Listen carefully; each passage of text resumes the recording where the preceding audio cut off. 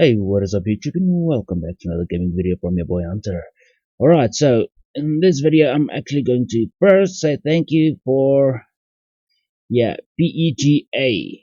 So that's possible emulation games on Android, if I'm not mistaken. I will go to your channel and just confirm that. But he said, hey there, fan from Joseph, Bangladesh. Okay, so from Bangladesh. Just give him a like there. I think I did that on my previous yeah, but that was about 19 hours ago, and I mean seriously, I got a person that actually loved the Stanley Parable Ultra Deluxe. Yeah, I think my sound was a little off there, but yeah, let's just get to his channel real quickly and see what it's all about. Possible emulations and gameplay on Android. Aha. So he doesn't have a lot of content. Let's see how much you got. I'm gonna go all the way to the bottom. Is that it? All right. All right. So he does emulate a lot of things on Android. So let's see. We got Devil May Cry. Okay, but that's I'm not sure. This is an Android game. Call of Duty Modern Warfare. He actually emulated Call of Duty Modern Warfare on the Android. Awesome. Left 4 Dead. Left 4 Dead. Left 4 Dead. Left 4 Dead. Left 4 Dead. Left 4 Dead. Awesome. You got a lot of Left 4 Dead. Oh. Outlast. Ah, we actually did the Outlast. Pretty cool. I don't know. Outlast is not my go-to game, but I've heard it's a ton of fun and horror. More Left 4 Dead. Alright, I don't see a lot of things that says tutorial. I mean, if I can give you a little bit more, a little bit of advice. Instead of just emulating the game, show people how you emulate it on your Android device and what they need to actually play the game on an Android device. I actually did the Doom 3. I don't know if you know Doom 3. Everybody knows I actually emulated Doom 3 on the Android device. And also Quake 4. I have not made videos on Quake 4 just yet because my phone is completely full. But yeah, go give this guy some love, man, because I see not a lot of people. You see, this one has no views, 16 views, 5 views, and that's 4 days ago. Let's go all the way down. 7 views, and that's about 3 weeks ago, man.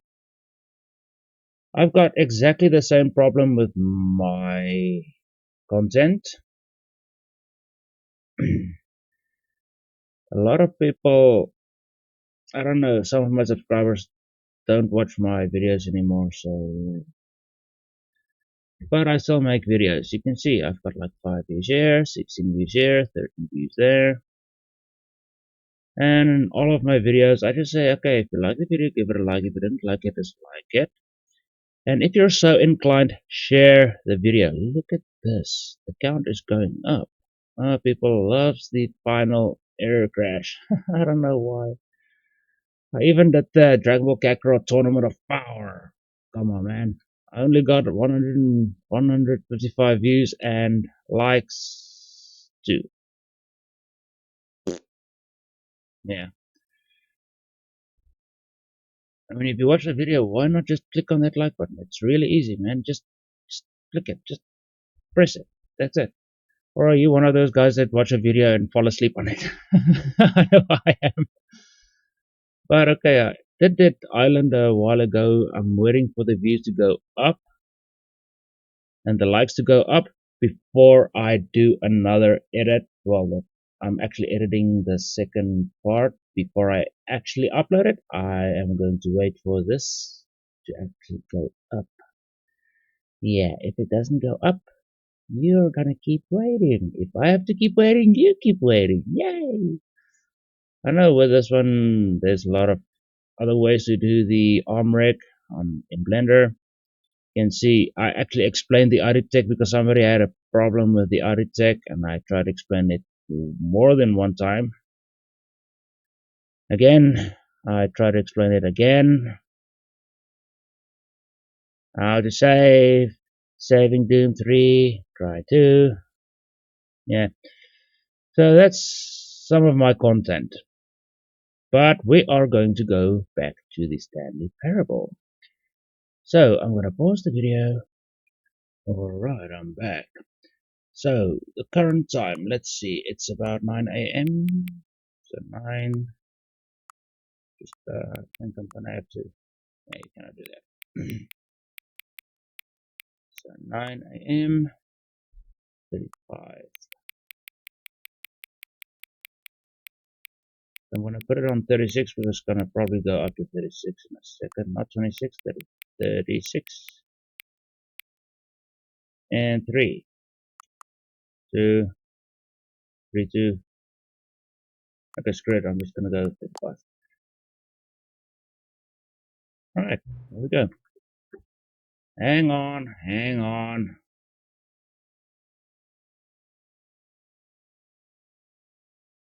It actually tells it to click. Before we get started, can you just say something? Say something.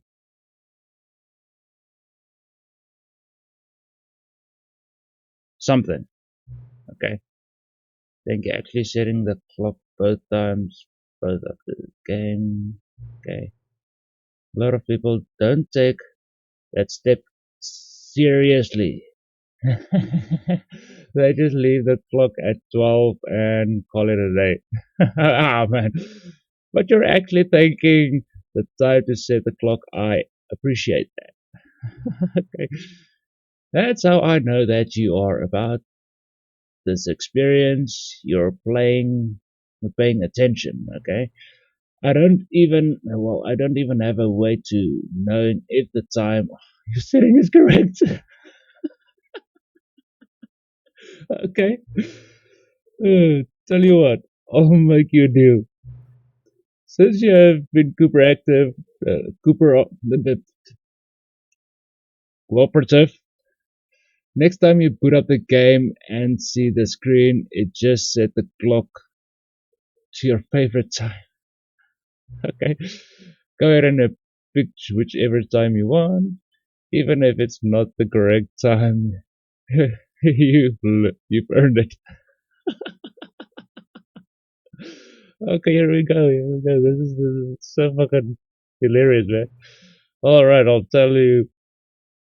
I'll tell you to get back to the video game now. I'll let you get back to the video game now. Okay, thank you. I'm trying to click. Thank you. Stanley Parable. Oh yeah, I'm actually Stanley Parable 2 because I played it. So I'm gonna just say begin the game. I'm actually gonna look for more hilarious ways to fuck with this narrator. Seriously, I think the first time around I'm just gonna do exactly what he wants, and then I'm gonna start messing with them. This is the story of a man named Stanley. Stanley worked for a company in a big building where he was employee number 427. Employee number 427's job was simple. He sat at his desk in room 427 and he pushed buttons on a keyboard. Orders came to him through a monitor on his desk, telling him what buttons to push, how long to push them, and in what order. This is what employee 427 did every day of every month of every year. And although others might have considered it soul-rending, Stanley relished every moment that the orders came in. I would go crazy. Though he had been made exactly for this job. And Stanley was happy. And then one day, something very peculiar happened. Something that would forever change Stanley. Something he would never quite forget. He had been at his desk for nearly an hour when he realized that not one single order had arrived on the monitor for him to follow. No one had showed up to give him instructions, call a meeting, or even say hi. Hi. Never in all his years at the company had this happened, this complete isolation. Something was very clearly wrong. Shocked, frozen solid, Stanley found himself unable to move for the longest time. But as he came to his wits and regained his senses, he got up from his desk and stepped out of his office. All right, let's just All press of his everything here. coworkers were gone. What could it mean? Stanley decided to go to the meeting room. Perhaps he had simply missed a memo.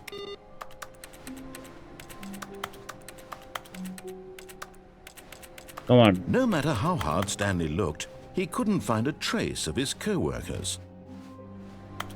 Is it gonna say... Stanley went around touching every little thing in the office, but it didn't make a single difference. Nor I think there's did a it way to get advance up the here. story in any way. No? I know there's somewhere you can get to this window right here. Here we go. Secret. At first, Stanley assumed he'd broken the map, until he heard this narration and realized it was part of the game's design all along. He then praised the game for its insightful and witty commentary into the nature of video game structure and its examination of structural narrative tropes. So, now that you're here, what do you think? Isn't this a fun and unique place to be? No, it's Why don't hurting we my take eyes. a minute just to drink it all in? Drink it all. Okay, I'm over it now. What do you think? Are you sick of this gag yet?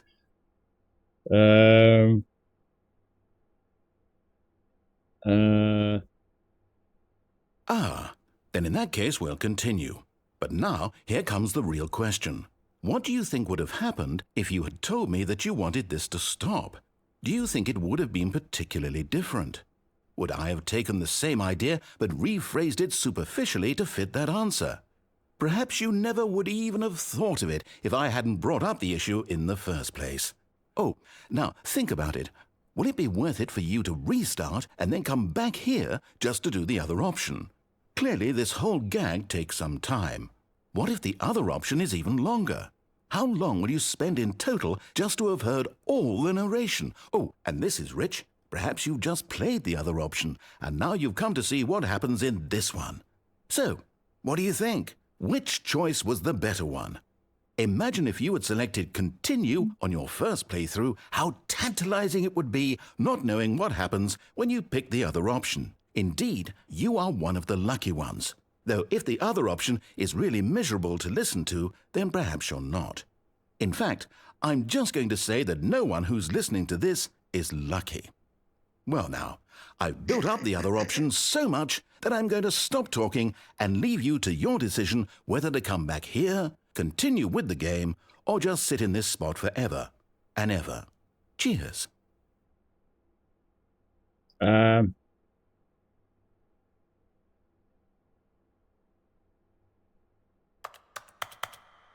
No, I can click. I cannot. You son of a bitch. You fucking froze me in time. Come on, narrator. I know you gotta make me. You're gonna do something. I know it.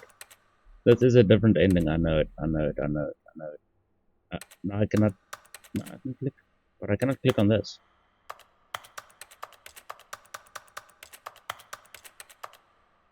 There's a Windows up there. Narrator. Do I really need to restart the game? Is he just gonna make me stand in? This is a box. I'm inside of a box. Yeah, I'm inside of a box. Oh man. Okay, he's gonna make me stay here. Okay, I'm just gonna have to begin the game again. Okay, I see. So you actually have to do that. All of his co-workers were gone. What could it mean? Stanley decided to go to the meeting room. Perhaps he had simply missed a memo.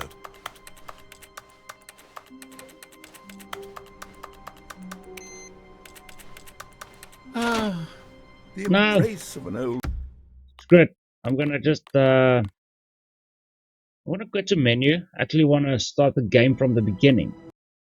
Begin the game. Jeez. I'm just gonna leave the timer this time. I'm not gonna even click skip. There we go. All of his co-workers were gone. What could it mean? Stanley decided to go to the meeting room. Leave the bucket Perhaps he alone. had simply missed a memo.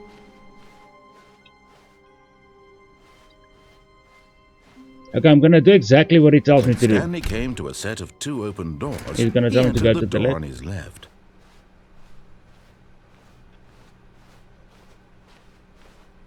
Yet there was not a single person here either. Feeling a wave of I cannot even disbelief, crouch. Stanley decided to go up to his boss's office, hoping he might find an answer there. Broom closet, open it up. Aha. Stanley stepped into the broom closet, but there was nothing here, so he turned around and got back on track.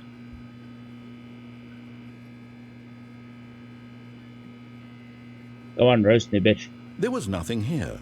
No choice to make, no path to follow, just an empty broom closet. No reason to still be here.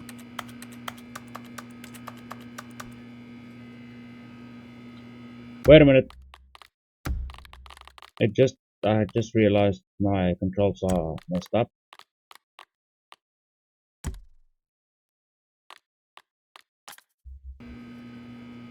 It was baffling that Stanley was still just sitting in the broom closet. He wasn't even doing anything. At least if there was something to interact with, he'd be justified in some way. As it is, he's literally just standing there doing sweet FA. Sweet FA. Come on, say something else. Are you really still in the broom closet? Yep. Standing around doing nothing? Yep. Why? Please Because offer me some explanation here. I'm genuinely confused. Because I wanna. It's fun. Fun to hear you talk about it. Come on, say something. You do realize there's no choice or anything in here, right? If I'd said Stanley walked past the broom closet, at least you would have had a reason for exploring it to find out. But it didn't even occur to me because literally this closet is of absolutely no significance to the story whatsoever. While you're talking about it. I thought to mention it.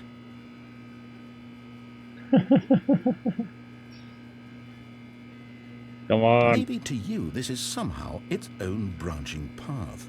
Maybe when you go talk about this with your friends, you'll say, "Oh, did you get the broom closet ending? The broom closet ending was my favorite." I hope your friends find this concerning. I don't have any friends. Stanley was fat and ugly and really, really stupid. He probably only got the job because of a family connection. That's how stupid he is. That or with drug money. Also, Stanley is addicted to drugs and hookers.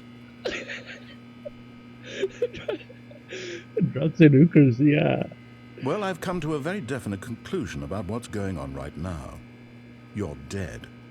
You got to this broom closet, explored it a bit, and were just about to leave because there's nothing here when a physical malady of some sort shut down your central nervous system and you collapsed on the keyboard. Well, in a situation like this, the responsible thing is to alert someone nearby so as to ensure that your body is taken care of before it begins to decompose. Hello? Anyone who happens to be nearby? The person at this computer is dead. They have fallen prey to any number of your countless human physiological vulnerabilities. It's indicative of the long-term sustainability of your species. Please remove their corpse from the area and instruct another human to take their place, making sure they understand basic first-person video game mechanics and filling them in on the history of narrative tropes in video gaming, so that the irony and insightful commentary of this game is not lost on them. All right, when you've done that, just step out into the hallway. Nope. I'm a new player and I'm gonna stay right here. What do you want from me? What are you gonna say? Huh? I'm not gonna stay outside. He's gonna say something else. I know he's gonna say something else. I know he's gonna say something else. I know it. I know it. Come on. Come on. Come on. Just like when we had the bucket, it also had some... Ah, second play. You too? Unbelievable. I'm at the mercy of an entire species of invalids. Perhaps there's a monkey nearby you can hand the controls to. A fish? Fungus? Look, you can hammer out the details. I'm not particularly picky. I'll just be waiting for when you're ready to pick up the story again. All right. Coming to a staircase, Stanley walked upstairs to his boss's office. Okay, I'm gonna go up to the office.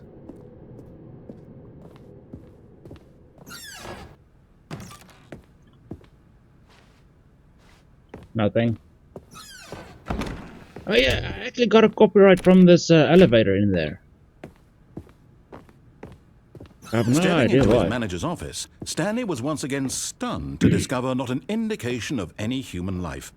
Shocked, unraveled, Stanley wondered in disbelief who orchestrated this. What dark secret was being held from him? What he could not have known was that the keypad behind the boss's desk guarded the terrible truth that his boss had been keeping from him. And so the boss had assigned it an extra secret PIN number, 2845. But of course, Stanley couldn't possibly have known this. Oh man, I pressed the wrong button. 2845.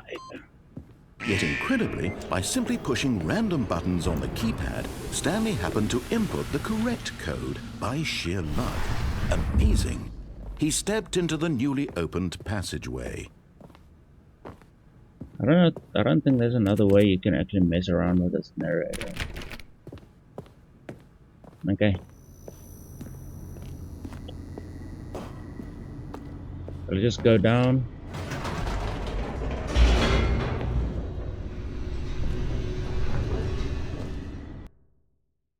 Whee! Whee! Whee! Descending deeper into the building, Stanley realized he felt a bit peculiar. It was a stirring of emotion in his chest, as though he felt more free to think for himself, to question the nature of his job. Why did he feel this now, when for years it had never occurred to him? This question would not go unanswered for long. That's not safe.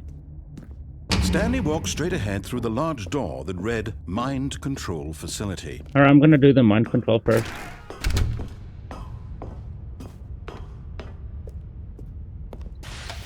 The lights rose on an enormous room packed with television screens. What horrible secret did this place hold? Stanley thought to himself. Did he have the strength to find out? Can I actually get on top of this? Oh boy! New ending! Oops. Aha! You've made it to the bottom of the mind control facility. Welcome! You see, back when the Stanley Parable first launched in 2013, getting to the bottom of the mind control facility was a bug that we simply didn't catch during development. And you all sent us lots of photos of it on Twitter and acted very superior about it. And you're all very, very clever. Good for you. Anyway, when it came time to update the game, we knew that we had to do something about this little goof of ours. So here you go. New content. You can call it the bottom of the mind control room ending, if that enhances your perception of the value of these updates. Isn't that what you crave? Yay. New content? Always more content, more content, more. Yay. And I'm here to give it to you. I'm here to make it seem like we really covered every I didn't think that was going to work. With secrets and Easter eggs. How about this? We wrote a new piece of music just for this section. You won't hear it anywhere else in the game. It's a secret that's just for you. That's how special you are. We call this track, Good Job You've Made It to the Bottom of the Mind Control Facility. Well done. Well done. Good job, you did it. Good job. 3, 2, 1. Good job, you made it to the bottom of the mind control facility. You jumped on the catwalk. Should have been careful. You should have been careful. It used to be a bug, but now it's an ending. Now it's an ending. And I believe in you. I believe in your ability to cross this barrier and chase your dreams. The railings don't mean anything. Good job, you did it. Good job, you did it. Good job, you did it. Good job, you did it. Good job, you did it. Good job, you did it. Good job, you did it. Good job, you did it. Yay! Good job, you did it. Good job, you did it. I did it. Yay, I did it. Loading. Alright, we got a new ending. Yay. Okay, let's do it the right way this All time. of his co-workers were gone. What could it mean? I'm not gonna touch anything. Stanley I'm not gonna decided to go go to the anywhere meeting else room. except for Perhaps he the had simply meeting. missed a Well, memo. except for the main story. So we can get the proper ending, and then When I'm gonna go Stanley this way. came to a Nah, set of 2 open doors, he entered the door on his left. I know. Already got the broom closet. Yet there was not a single person here either. Feeling a wave of disbelief, Stanley decided to go up to his boss's office, hoping he might find an answer there. Nope. Coming to a staircase, Stanley walked upstairs to his boss's office. I'll do so. And I'm gonna touch this door in just in case. I close the door myself, okay? Now it opens. Yay! This elevator gives me copyright music, so I'm not gonna do that. I'm not gonna do that. I will not be doing that. Yep.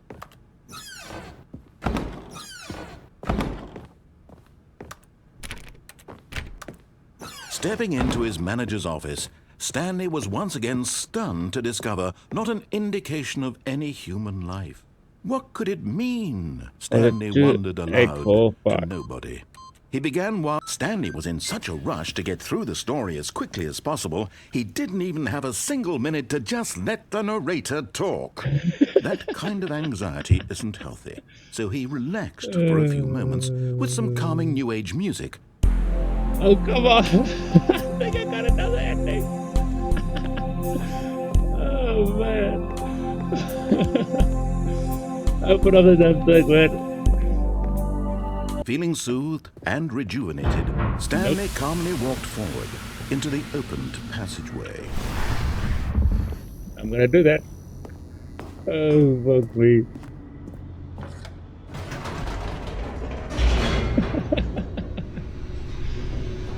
Well, yeah, we're getting a little bit more, content this time. As I'm around, I'm not gonna leave anything to the chance. large door that read Mind Control Facility. Mind control facility. I didn't even think I was gonna be able to get over that, man. I was just curious. On an enormous room packed with television screens. No, What horrible secret did this place hold? Stanley thought to himself. We actually Did got he the have bottom now. strength to find out? Probably.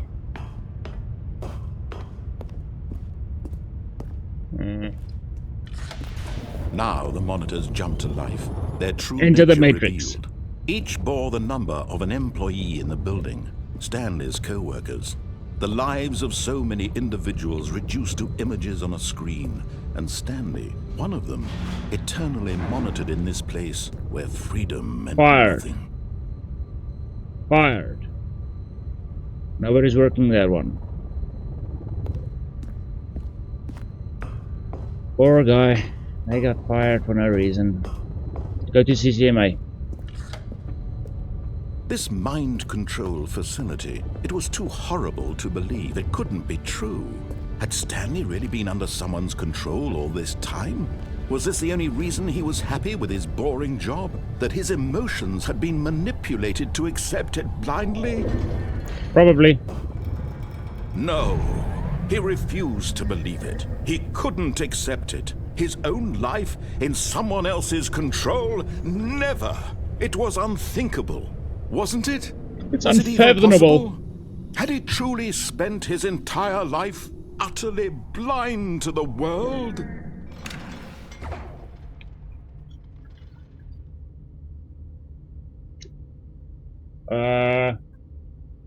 Everything's dark. Oh, okay. I can see. Oh, there we go. But here was the proof. The heart of the operation. Controls labeled with emotions. Happy or sad or content. Walking, eating, working. All of it monitored and commanded from this very place. And as the cold reality of his past began to sink in, Stanley decided that this machinery would never again exert its terrible power over another human life. For he would dismantle the controls once and for all. You know, these buttons actually do have certain way you have to actually push them. How many are there? Let's see.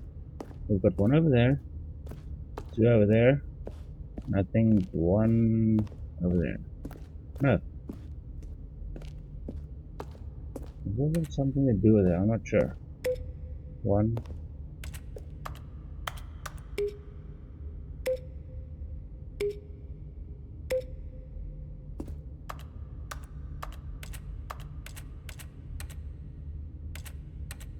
Come on, press it. I cannot see my crosshair, so I'm not sure if I'm pressing anything.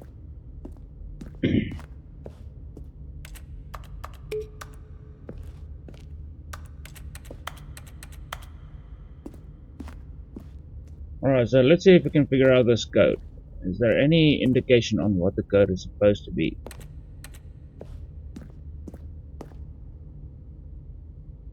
Console disabled.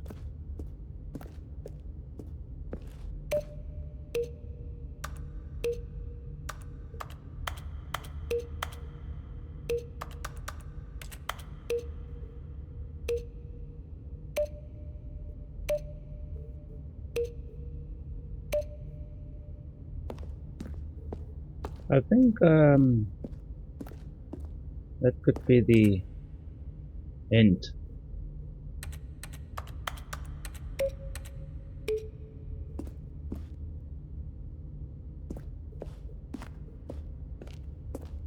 Let's listen to these buttons.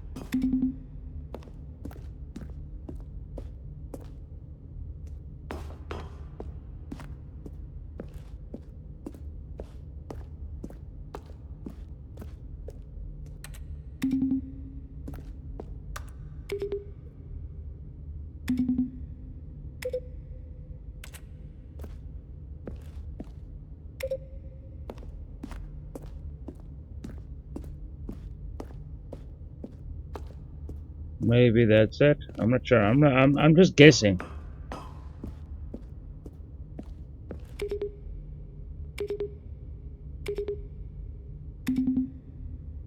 Okay, maybe it doesn't mean anything.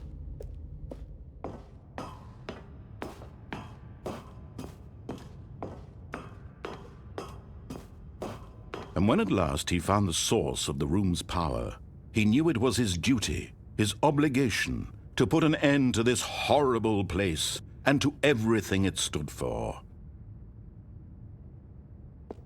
Wait a minute, is that a code?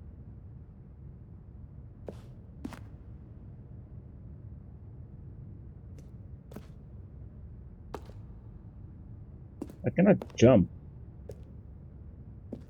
Alright, let's just spin it off.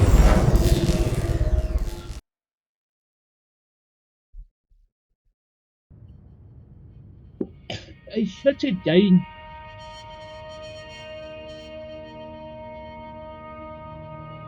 Blackness and a rising chill of uncertainty. Was it over? I don't know. Yes.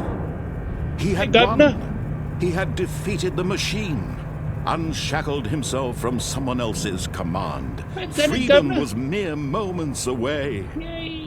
And yet, even as the immense door slowly opened, Stanley reflected on how many puzzles still lay unsolved. Where had his co-workers gone? How had he been freed from the machine's grasp?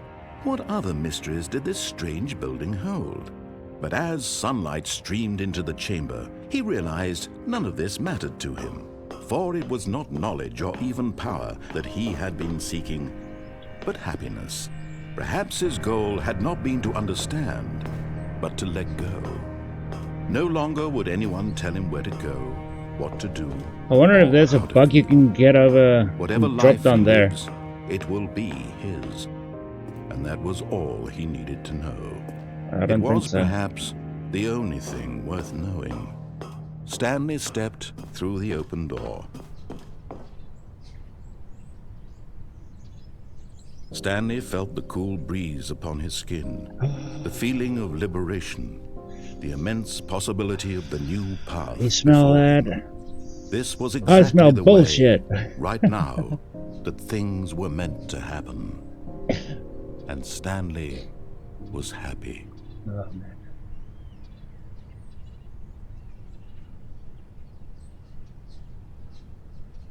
Alright, we actually got this ending before.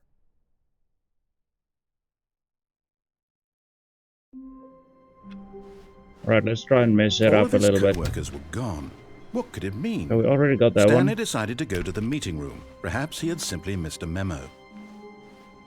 I don't think I'm gonna need the bucket just yet.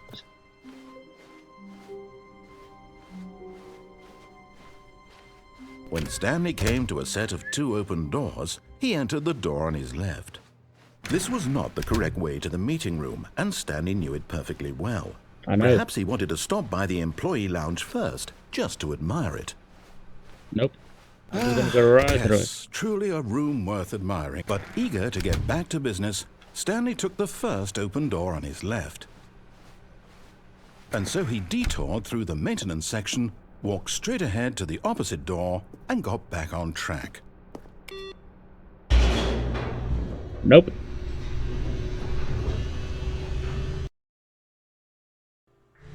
But Stanley didn't want to go back to the office. He wanted to wander about and get even further off track. So now in order to get back, he needed to go, from here, it's, left. I was gonna say no.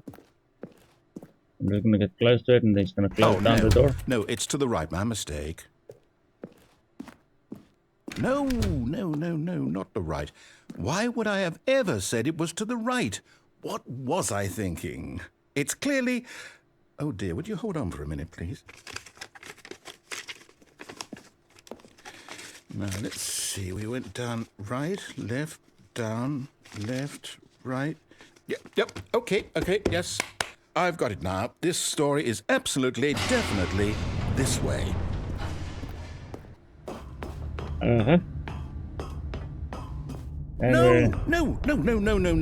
This isn't right at all. You're not supposed to be here yet. This is all a spoiler. Quick, Stanley, close your eyes. Okay. We just have to get back to, oh, who am I kidding? It's all rubbish now. The whole story completely unusable. How about, rather than waste my time trying to salvage this nonsense, we'll just restart the game from the beginning. And this time, suppose we don't wander so far off track. Okay, from the top.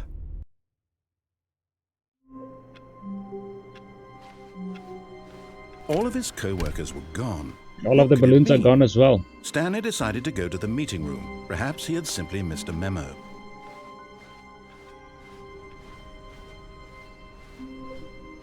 When Stanley... Wait, what? No, I restarted. I swear I definitely restarted the game over, completely fresh. Everything should be... Oh, did something change? Stanley, did you change anything when we were back in that room with all the monitors? Did you move the story somewhere or... Hold on. Why am I asking you? I'm the one who wrote the story. It was right here just a minute ago. I know for sure that it's here somewhere. Somehow I can get on top of anything. It's an adventure. Come, Stanley. Let's find the story. Screw the story. I don't want to do the story. I want to go off the story. I think this is the door I took before.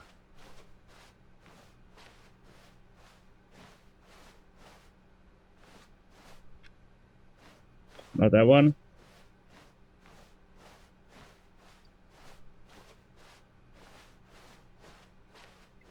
Alright, I already checked this one before. I'll say it. This is the worst adventure I've ever been on. I can promise you there definitely was a story here before. Do we need to restart the game again? Well, nope. I find it unlikely that we'll ever progress by starting over and over again, but it's got to be better than this. Okay, let's give it a shot. Why not? I think I just found the other way. All of his co-workers were gone. What could it mean? Stanley decided to go to the meeting room. Perhaps he had simply missed a memo. And now the doors are all going to be gone.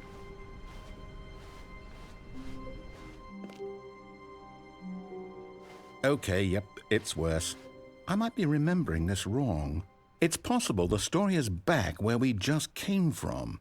Why don't we go back the other direction and see if we missed anything?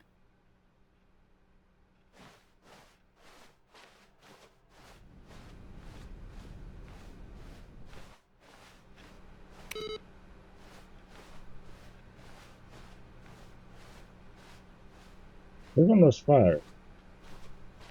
I think. Aha! I knew we'd miss something. The story. Here it comes. No, wait, never mind. Not the story. Okay, let's head back the other way and retrace our steps.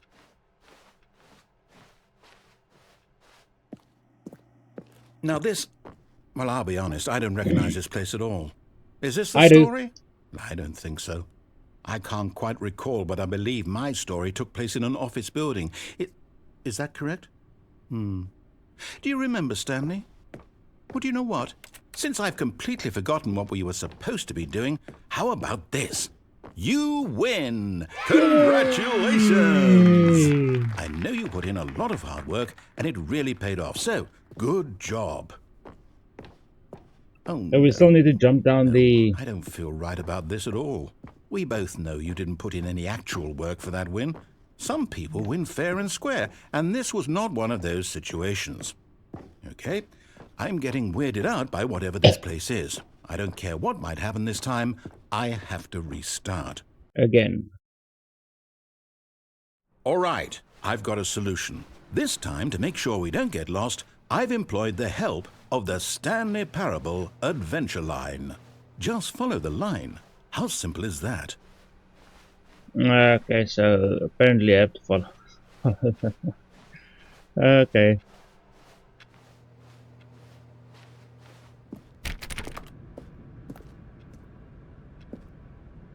Can I get inside of them? He was playing, what do you call it? Whatchamacallit? Well, I cannot turn it off.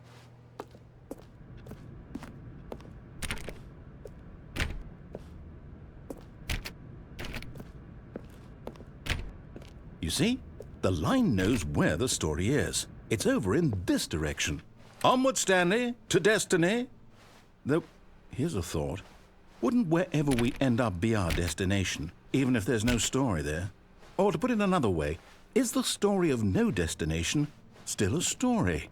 Simply by the act of moving forward, are we implying a journey such that a destination is inevitably conjured into being via the very manifestation of the nature of life itself? Okay, Stanley, I need to follow this train of thought for a minute. Just stick with me. Now, we can both agree that the nature of existence is in fact a byproduct of one's subjective experience of that existence. I got lost. Right?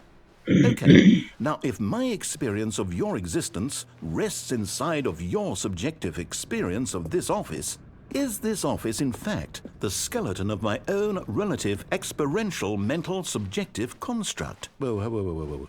Hang on. That got a bit weird back there. Well, I'd like to apologize. Not sure where I was going with all that. You know what? I think what we need right now is a bit of music to lighten the mood.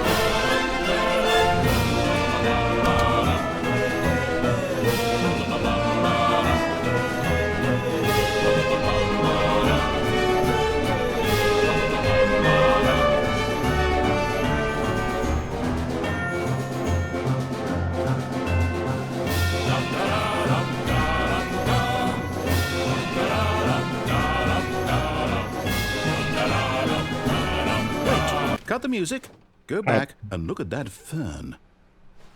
Stanley, this fern will be very important later in the story. I don't think so. Make sure you study it closely and remember it carefully. You won't want to miss anything. There's nothing.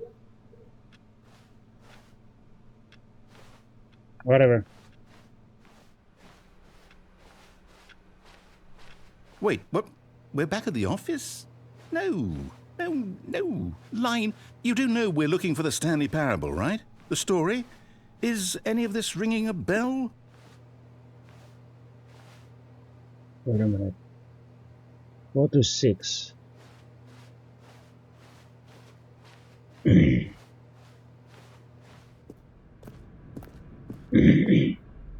Oh, no, not again, Line. How could you have done this to us? And after we trusted you, after everything we've been through, Oh, I can't take this anymore. To hell with it. Restart. Restart. Here we go again. You know what, Stanley? I say forget the adventure line. What's it ever done for us? We're intelligent people, right? Why can't we make up our own story? Something exciting, daring, mysterious. Ooh, this all sounds perfectly doable. Why don't we simply start wandering in, well, I don't know. How about this direction? Stopped me from actually going up there again. Now, yes, this is exciting. Just me and Stanley forging a new path, a new story. Well, it could be anything. What do you want our story to be? Go wild. Use your imagination. Whatever it might be, And Stanley, the way this thing actually... I'm ready for it.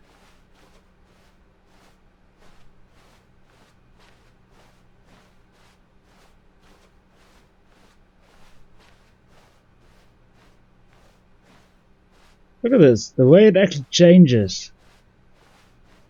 That's actually pretty cool, man. I mean, I'm running around this thing, but if I go this way, watch, it changes back. What the hell? That's pretty cool. See that? No, I'm gonna give them credit for that, man. That's a cool freaking addition to the game, man. Not a lot of people were able to do that in a lot of games. Oh no, not you again. Stanley, I'd also like to veto the line from having any role in our awesome new story. No lines or monitor rooms. Just don't acknowledge it, and we should be fine. Well, it's actually sending me to a certain place, so... Ah, a choice. We get to make a decision. From here, the story is in our control. How important we mustn't squander the opportunity. In fact, I believe I need a minute to think here. Just walk in circles for a minute. Okay, so I know that each door has to lead somewhere, which means that somewhere, the place where we're trying to go, there must be a reverse door that leads here. And that in turn means that our destination corresponds with the counter-inverted reverse door's origin. So starting from the right, let us ask, will taking the right door lead us to where we're going? And since the answer is clearly yes, then by all accounts, the door on the right is the correct one. Another victory for logic. Come, Stanley, our destiny awaits. Dumbass. Oh, hold up, what's this? The confusion ending. You're telling me that's what this is? It's all one giant ending? And we're supposed to restart the game, what, eight times? That's really how all this goes? It's all determined? So now, according to the schedule, I restart again. Then what? Am I just supposed to forget? Well, what if I don't want to forget? My mind goes blank simply because it's written here on this thing, wall. Well, who consulted me? Why don't I get to decide? Why don't I get a say in all of this? Is it really? No, it can't be. I don't want it to be. I don't want the game to keep restarting. I don't want to forget what's going on. I don't want to be trapped like this. I won't restart the game. I won't do it. I won't do it. I won't do it. And the timer stopped? Does that mean, did we do it? Did we break the cycle? The, whatever it is that made this schedule? How would we even know? Will someone come for us? Will something happen? So, okay. I guess now we just wait. You know, I suppose in some way that this is a kind of story, wouldn't you agree? I'm not quite sure if we're in the destination or the journey, though they're always saying that life is about the journey and not the destination, so I hope that's where we are right now. We'll find out, won't we? Eventually. Well, in the meantime, if you... Boing, boing. Narrator is Stanley gone. knew the office layout like the back of his hand. It was only a matter of time before he found the others, wherever they were. Just a matter of time. When Stanley came to a set of 2 open doors, he entered the door on his left.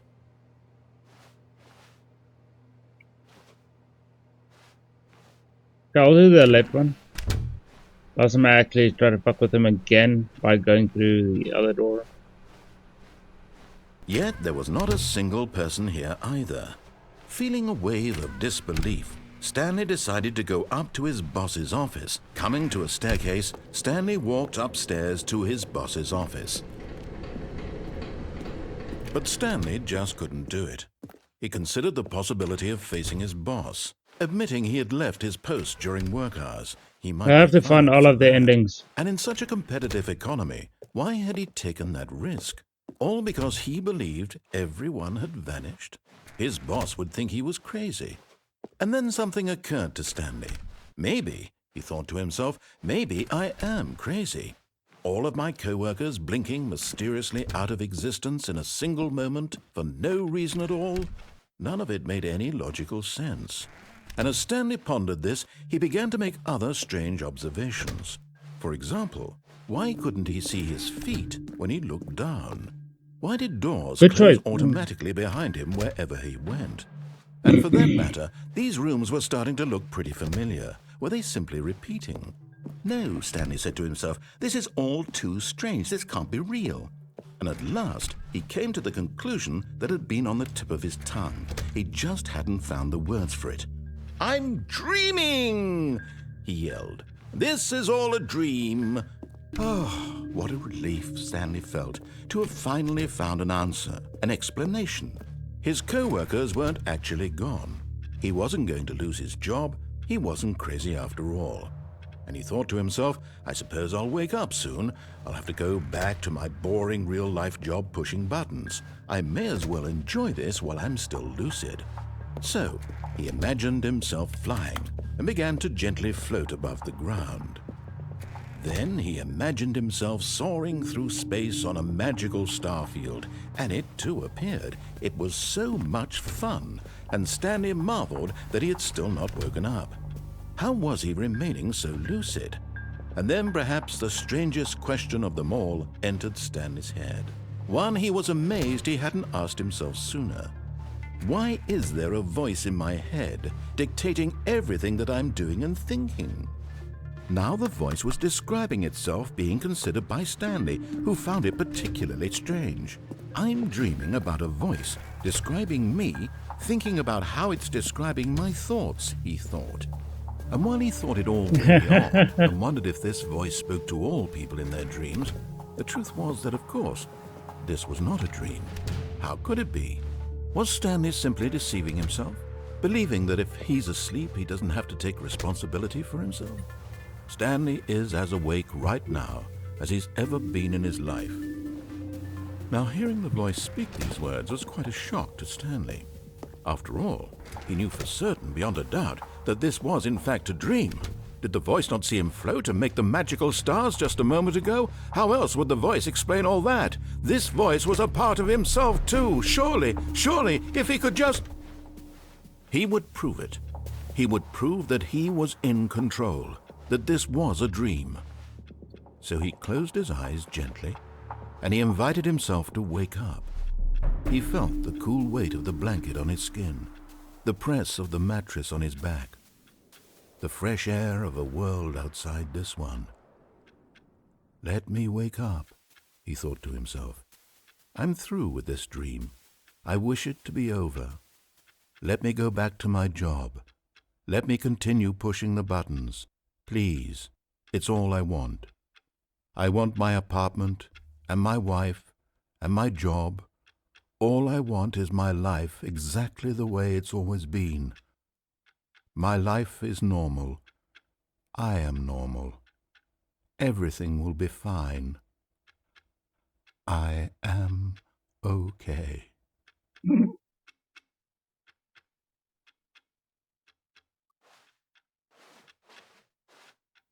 Stanley began screaming.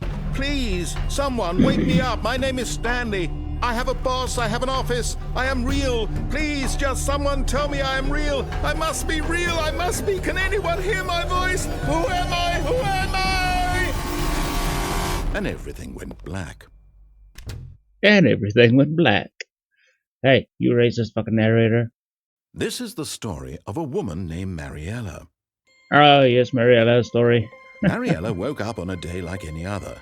She arose, got dressed, gathered her belongings, and walked to her place of work. But on this particular day, her walk was interrupted by the body of a man who had stumbled through town talking and screaming to himself, and then collapsed dead on the sidewalk. And although she would soon turn to go call for an ambulance, for just a few brief moments she considered the strange man. He was obviously crazy, this much she knew. Everyone knows what crazy people look like. And in that moment, she thought to herself how lucky she was to be normal. I am sane. I am in control of my mind. I know what is real and what isn't. It was comforting to think this, and in a certain way, seeing this man made her feel better. But then she remembered the meeting she had scheduled for that day. The very important people whose impressions of her would affect her career, and by extension, the rest of her life. She had no time for this, so it was only a moment that she stood there, staring down at the body. And then she turned and ran. And she just leaves your ass on the ground. Doesn't even call the cops. No EMS, nothing. All of his co-workers were gone. What could it mean? Stanley decided to go to the meeting room. Perhaps he had simply missed a memo. I will not. I'm gonna go down the stairs. When Stanley came to a set of 2 open doors, he entered the door on his left. I think I'm gonna go through the door on the right. This was not the correct way to the meeting room, and Stanley knew it perfectly well. There's something else I'm missing here. I cannot remember exactly what just was. To admire it. Wow. Yes, this room. But eager to get back to business, Stanley took the first open door on his left. I'm gonna go this way. Stanley was so bad at following directions, it's incredible he wasn't fired years ago. I'm thinking there's gonna be a short one, so I'm gonna go this one first. Look, Stanley, I think perhaps we've gotten off on the wrong foot here. Wanna get down there? I'm not your enemy, really, I'm not. I realize that investing your trust in someone else can be difficult, but the fact is that the story has been about nothing but you all this time. What? Really? I was in the middle of something. Do you have zero consideration for others? Are you that convinced that I want something bad to happen to you? Why? Yep. I don't know how to convince you of this, but I really do want to help you, to show you something beautiful. Look, let me prove it. Let me prove that I'm on your side. Give me a chance. Nope. Oh, I remember this one.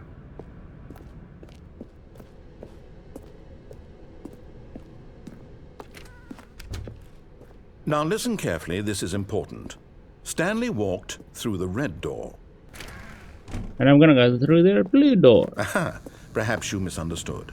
Stanley walked through the red door. I still don't think we're communicating properly. Stanley walked through the red... All right, fine, go ahead, Stanley. You want to know so badly what's out there? You want to find out what lies at the end of this road you've chosen? Well, don't let me stop you. So don't You stop see? me.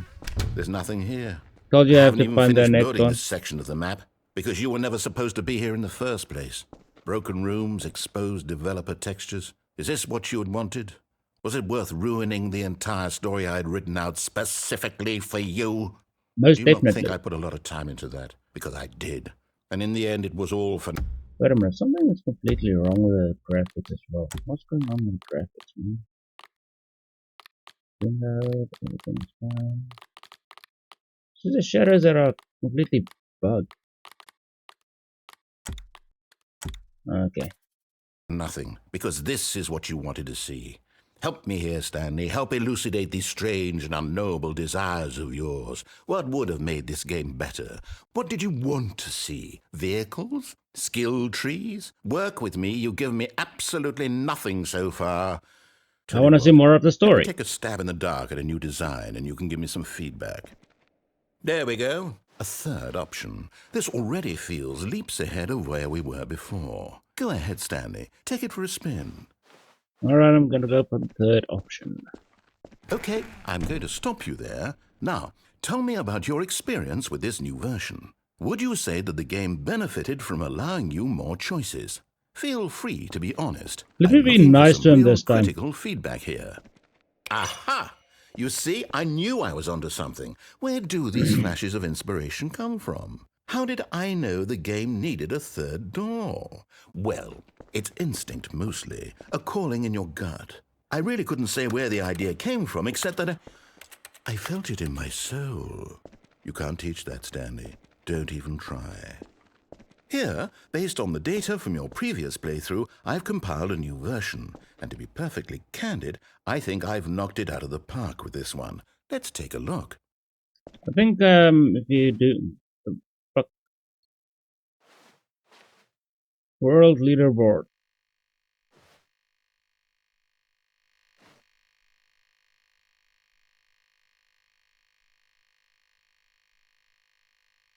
What the fly?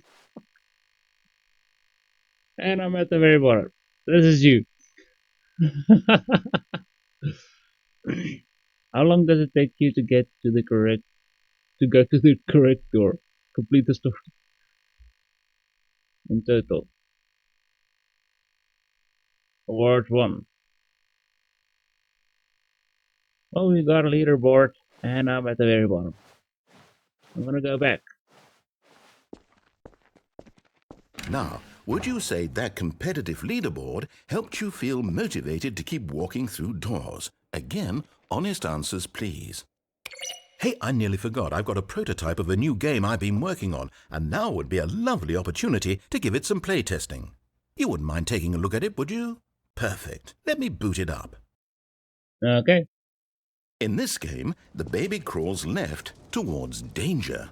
You click the button to move him back to the right, and if he reaches the fire, you fail. It's a very meaningful game, all about the desperation and tedium of endlessly confronting the demands of family life. I think the art world will really take notice. But of course, the message of the game only becomes clear once you've been playing it for about 4 hours. So why don't you give it 4 hours of play to make sure it's effective? Be 4 sure hours, to keep my ass. notes on your experience.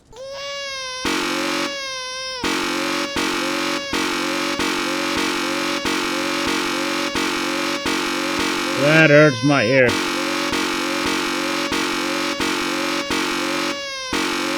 Come on, narrator, stop me, please. Stop me. Stop me. Please. This is not horrific.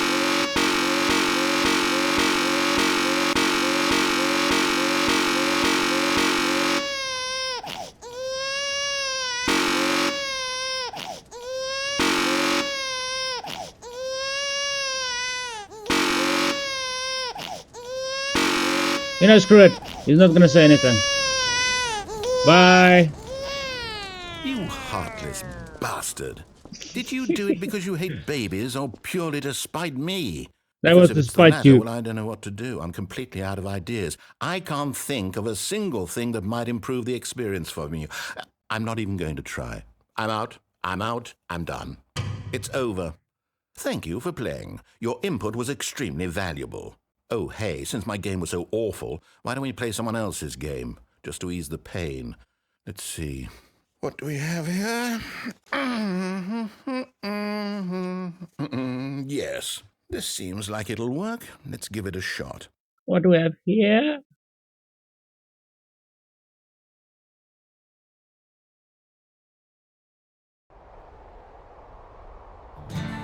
Aha! We got this one before. What do you think this game is about, Stanley? What's our backstory? What is our motivation? Well, it seems obvious to me that you are meant to play as a creepy man spying on innocent civilians below you from up high in your creep tower, perhaps for some sort of twisted erotic purpose. Yes, that must be it. What a fascinating venture into the experience of total mental depravity. So far, I love everything about this game, Stanley, and it seems there's even more. Come, let's venture outward and see what else is out there. The damn open world game, and you're gonna block me off. And then we're gonna play Rocket League. Oh no. No, it can't be.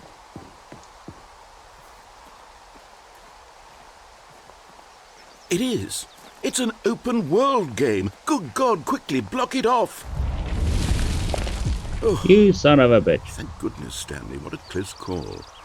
You nearly wandered off into that thing. That big, open, just wandering around. No right or wrong directions. No path to follow. You can just go in any... Oh, thank heavens we avoided it. We're out of the woods now, Stanley. Man, there's not about I'm everything going in to this get game. us out of here. Let's find another game. Preferably something with walls. Something with nice, big, insurmountable walls. Okay, I think this will be just the thing. Here comes Rocket League. Wonderful. See, this is exactly what I had in mind. Just a nice big box for you to run around in. There isn't any possibility that you could get lost here. Now this is game design. Stanley, if you manage to get lost in this game, I will be phenomenally impressed. Give me my ball. Okay, so what exactly do we do here? Let's see. There are lots of cars here in the back, but obviously there's no racetrack. Okay, I'm seeing that there's a ball of some kind back here. Is this game sports ball? Stanley, I think Rocketball. it's sports ball. Oh, what fun. We shall run the bases and do a touchdown together? Yes, I think surely we must. Okay, Touchdown. Stanley, here's the ball. Have fun.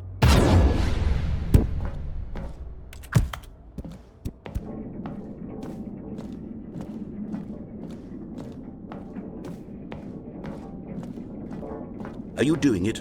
Are you winning? Is this fun? Is it better than my miserable little story that I worked so hard on? Stanley, I have a Yep. thought. And I realize I'm not a sportsologist, but if one ball generates a certain amount of raw adrenal pleasure, then surely multiple balls makes for an even more euphoric sports experience. I'm going to try it out. Here comes another ball. Yes! Oh goodness, that really does feel amazing, doesn't it? Stanley, I'm like a child in a confectionery shop. I simply have to have more. I'm insatiable. More balls!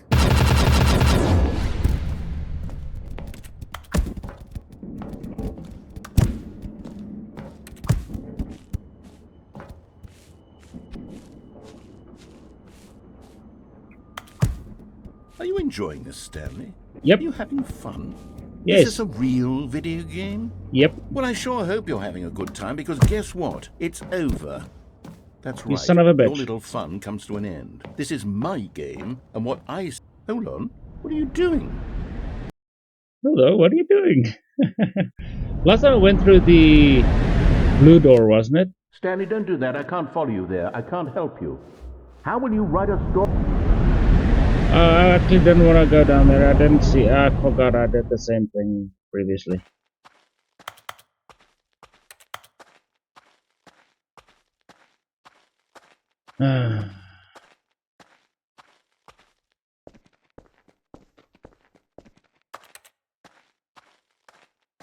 Narrator is gone.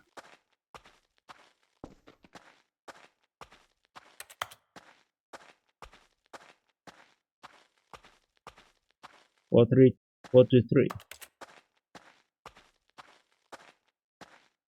424, 425, 426, 427.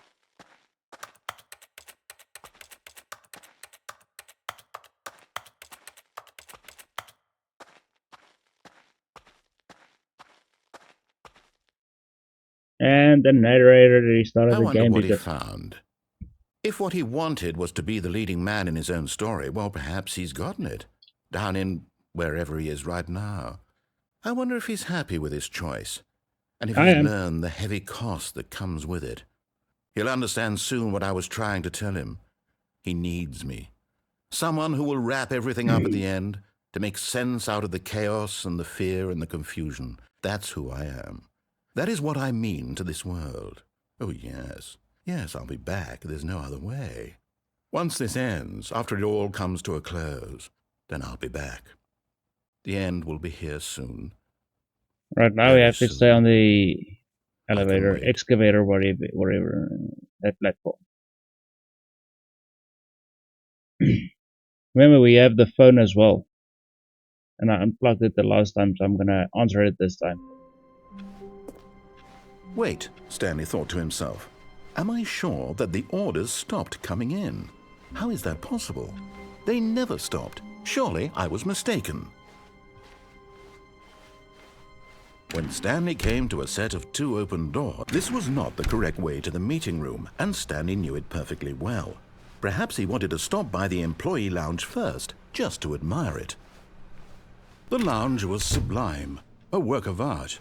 But eager to get back to business, Stanley took the first open door on his left. And I'm gonna go straight ahead. Stanley was so bad at following directions, it's incredible he wasn't fired years ago. Whee! But in his eagerness to prove that he is in control of the story and no one gets to tell him what to do, Stanley leapt from the platform and plunged to his death. Good job, Stanley. Everyone thinks you are very powerful.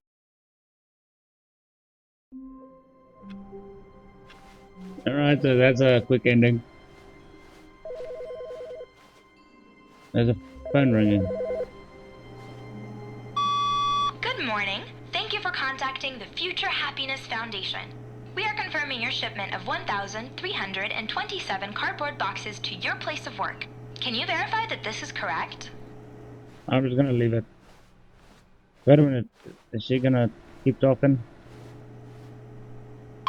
Understood. Your order will be canceled immediately. Thank you again for contacting the Future Happiness Foundation. Thank you. Bye. Okay, so you get a little bit more dialogue out of that. Alright, so I'm gonna go back to the right. When Stanley came to a set of 2 open doors, this was not the correct way to the meeting room, and Stanley knew it perfectly well. Perhaps he wanted to stop by the employee lounge first, just to admire it.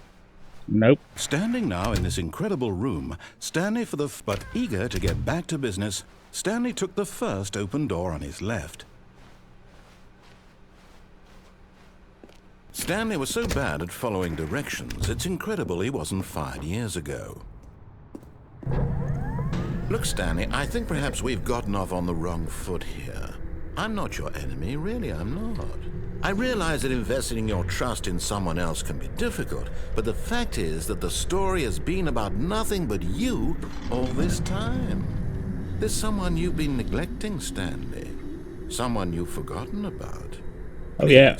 Stop trying to make every decision by yourself. Now, I'm not asking for me, I'm asking for her. Now let's find out who her is. Your chance to redeem yourself, to put your work aside, to let her back into your life. She's been waiting. That's her, Stanley. You need to be the one to do this, to reach out to... Alright. Picked up the phone. 47. Oh, Stanley, is that you? Hold on, sweetie. Sorry to keep you waiting. I'm just pulling the bread out of the oven. All right. Okay, there we go. All right, now, I want you to come in and tell me all about Your doom. What the Gotcha! Oh, come on. Did you fucker? actually think you had a loving wife who'd want to commit their life to you? I'm trying to That's a make a little point here, close to home. Stanley. I'm trying to get you to see something. Come inside. Let me show you what's really going on here. I'm not even allowed to move. I'm gonna go this way. Sorry, but you're in my story now.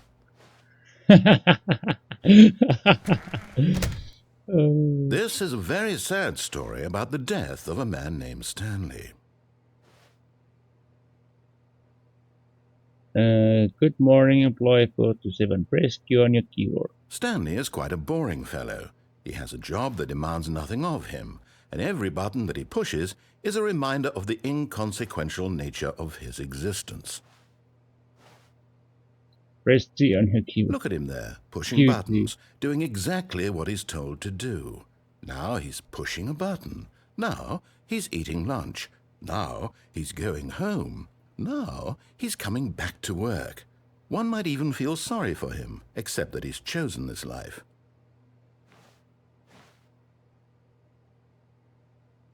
I am trying to press the other buttons on the keyboard instead of V.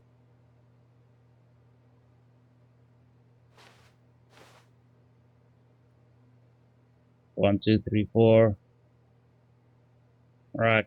But in his mind, in his mind he can go on fantastic adventures. From behind his desk, Stanley dreamed of wild expeditions into the unknown, fantastic discoveries of new lands. It was wonderful. And each day that he returned to work was a reminder that none of it would ever happen to him. Press M to watch. And so he began to fantasize about his own job. First, he imagined that one day while at work, he stepped up from his desk to realize that all of his co-workers, his boss, everyone in the building had suddenly vanished off the face of the earth. The thought excited him terribly. I press G to spend time with the boys. So he went further. He imagined that he came to two open doors and that he could go through either. At last, choice. It barely even mattered what lay behind each door. The mere thought that his decisions would mean something was almost too wonderful to behold. Press Alt to prepare dinner. As he wandered through this fantasy world, he began to fill it with many possible paths and destinations. Down one path lay an enormous round room with monitors and mind controls. And down another was a yellow line that weaved in many directions. And down another was a game with a baby. And he called it the Stanley Parable. Why?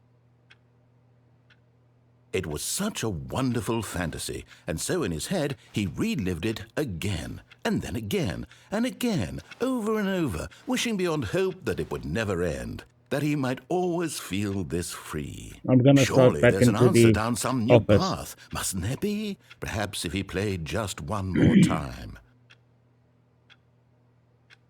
G. But there is no answer. How could there possibly be? I In knew it. reality, all he's doing is pushing the same buttons he always has. Nothing has changed. The longer he spends here, the more invested he gets, the more he forgets which life is the real one.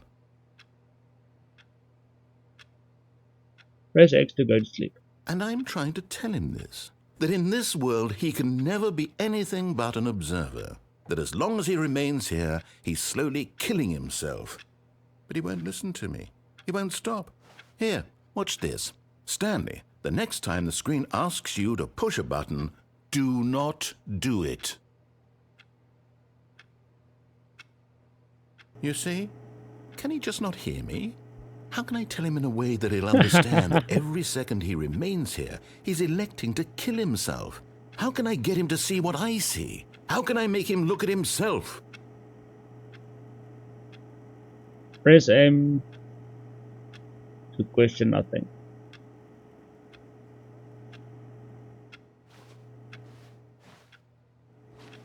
Is there a choice here or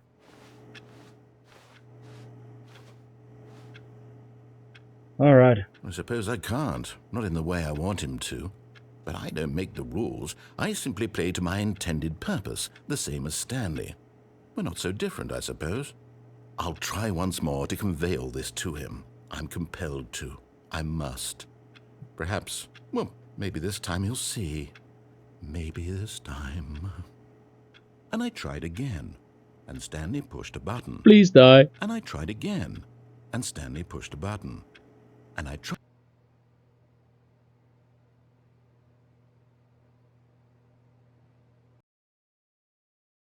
I need to get to the skip button as well. All of his co-workers were gone. What could it mean? Stanley decided to go to the meeting room. Perhaps he had simply missed a memo. Alright, let's pick up the bucket. The embrace of an old friend, a weathered companionship that stands the test of time. Stanley clutched the bucket tightly to his chest and entered the door on his left.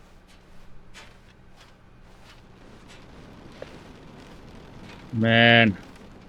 Still no one was here.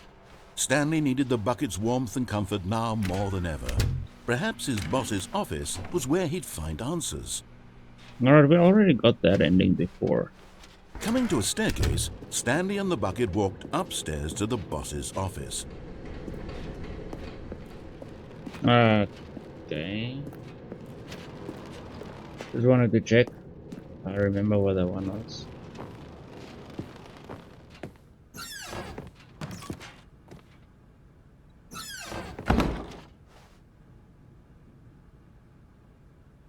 Narrator, you gonna say something about this area with the bucket? Guess not. Why is this door not closing? Oh, there it closes. Maybe that's why I couldn't do anything here.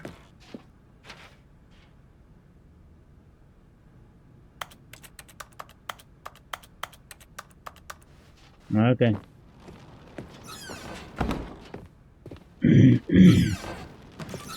Probably gonna get copyright from this again, but I can't remember actually going in here with a bucket. Hey, it's Hitman!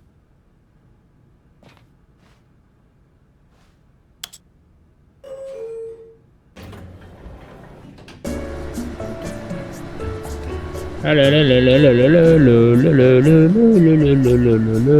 copyright, no copyright, no copyright.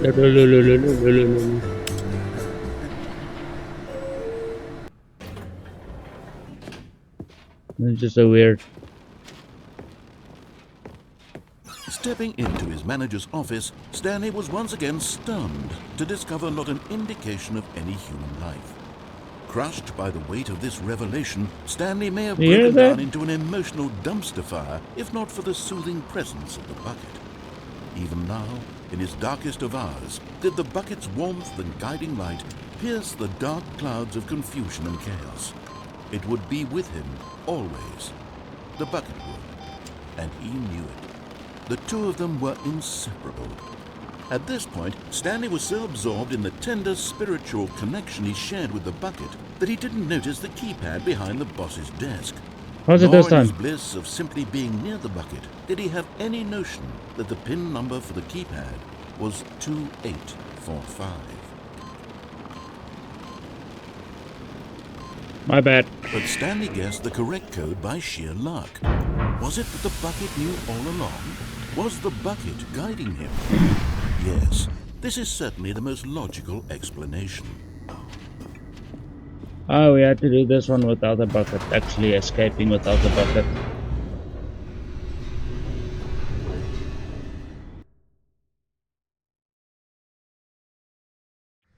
The elevator raced downward, plummeting towards an unknown fate. It would be all Stanley could do to keep himself together, if not for the bucket.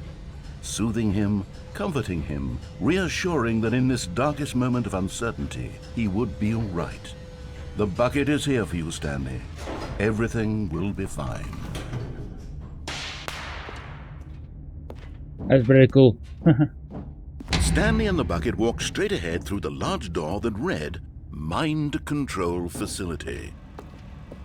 Although this passageway had the word escape written on it, the truth was that at the end of this hall, Stanley and the bucket would both meet a violent death. Alright. But of course, Stanley and the bucket thought better of it and realized they simply had too much to live for. Right, let's do the ending from here. Let's see if I can get up there again with the bucket. Here we go.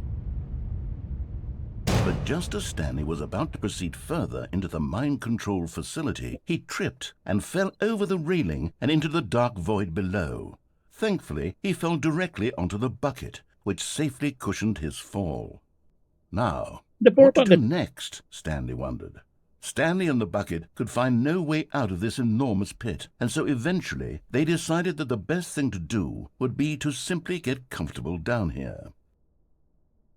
So they set up a little couch and relaxed. What It really the? wasn't so bad down here, a bit cold perhaps. After some time had gone by, they installed a few shelves as well, and a sort of kitchenette that was useful for when the bucket was craving paninis. But it wasn't until the rugs and the standing lamps came in that it really started to feel like a home. In fact, after some time, Stanley realized that it had been ages since he had even thought of the mind that's control awesome. facility at all. He'd never gotten to fully explore what was up there, never been able to unearth the many mysteries of the mind control facility. This lack of closure began to eat at him. Soon he was dwelling on his regrets, and the state of their home slowly decayed as Stanley became withdrawn and neglected the cleaning. It unsettled the bucket deeply. Stanley wasn't usually like this. The bucket tried to reach out to him again and again, but to no avail. All Stanley could think about, all he could think about, was going back, doing it over again, staying on the path. It was a mistake to leave the path. It was a mistake. It was a mistake. I need to do what the narrator says. I need to see the true ending. This made no sense at all to the bucket, which was simply trying to live its life down here as comfortably as possible. Yet Stanley was unconsolable. This isn't an ending. This is just a hole in the ground. The bucket sighed. True, it wasn't an ending. But it's where we happen to be. And maybe, possibly, if we accept the reality of things, maybe this will become an ending eventually. It's what the bucket was counting on. The two of them waited for a very long time.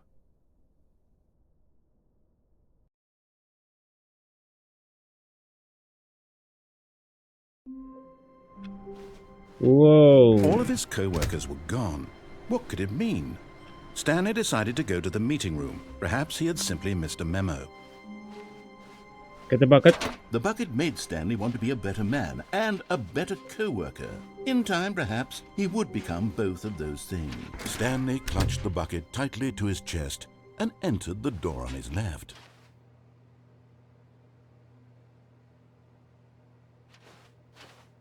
This was not the correct way to the meeting room, but Stanley had felt the I had to bucket think about that calling one. to him, telling him that the employee lounge was simply the place to be. And here it was. Had the bucket turned out to be correct? No, never mind. The bucket was wrong. Stanley took the door on his left to go back to the meeting room. No. No, Said the bucket. don't go to the meeting room. Go somewhere else. The cargo lift, yes. Go there. Go to the cargo lift. But Stanley feared that any path he walked might lead to the separation of himself and the bucket, his dearest friend. So he threw himself to his death, that they might die in one another's arms. How deeply touching. How deeply touching. Okay, so that's ending. All of his co-workers were gone. What could There's it another mean? one I want to see. Stanley decided to go to the meeting room. Not everyone is so lucky to have a bucket, but Stanley is a very lucky fellow. Very lucky. Stanley clung the bucket to his cheek. Could his co-workers really all be gone? Come on, go there.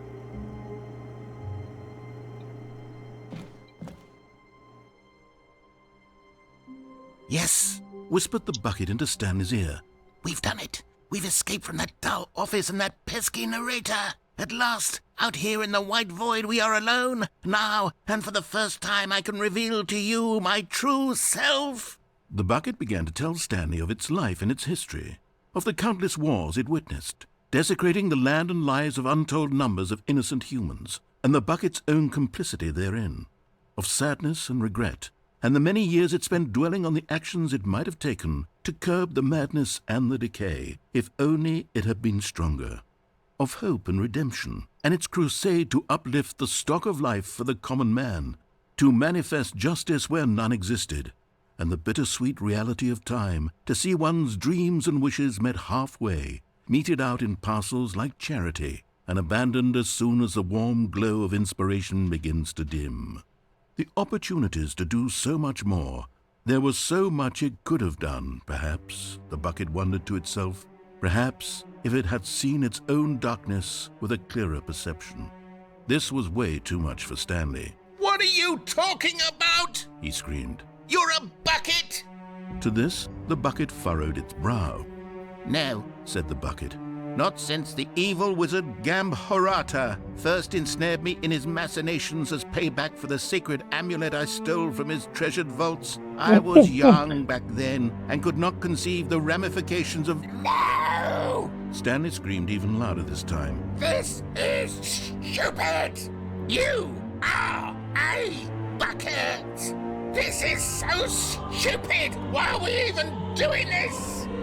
As Stanley screamed and screamed and screamed, the bucket revealed its true form, transforming into a mighty beast of untold power, its fangs glistening like—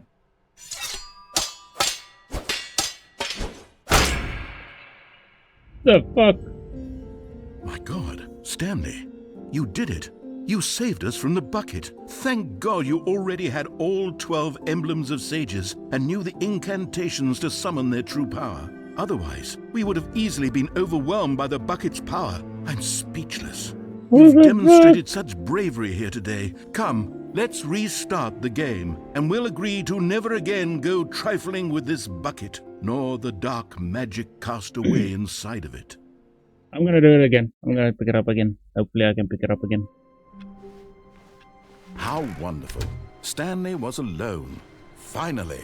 This is great, he thought to himself. Oh, man. This is what I've wanted all along. Never I mind. got what I... It takes a lot of humility to carry a bucket so magnificent. Stanley checked his ego and then proceeded onward.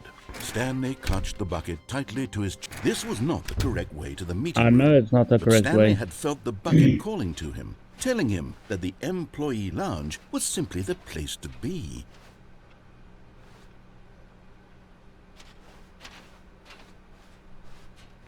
And here it was. Had the bucket turned out to be correct? No, never mind. The bucket was wrong. Stanley took the door on his left to go back to the meeting room. Nope. No, Said the bucket. don't go to the meeting room. Go somewhere else. The cargo lift, yeah, good. Said the bucket. Now ride the lift all the way to the top. There's something up there I need you to do. Stanley did not question why or how this bucket was speaking to him. It should have alarmed him, of course, because buckets can't talk. But Stanley chose not to think about this obvious fact. He was firmly convinced that the bucket had spoken to him, and he unthinkingly did whatever the bucket asked. Gotta get to the phone. In here. Said the bucket. Go into this dark room over here. Stanley once again obeyed blindly.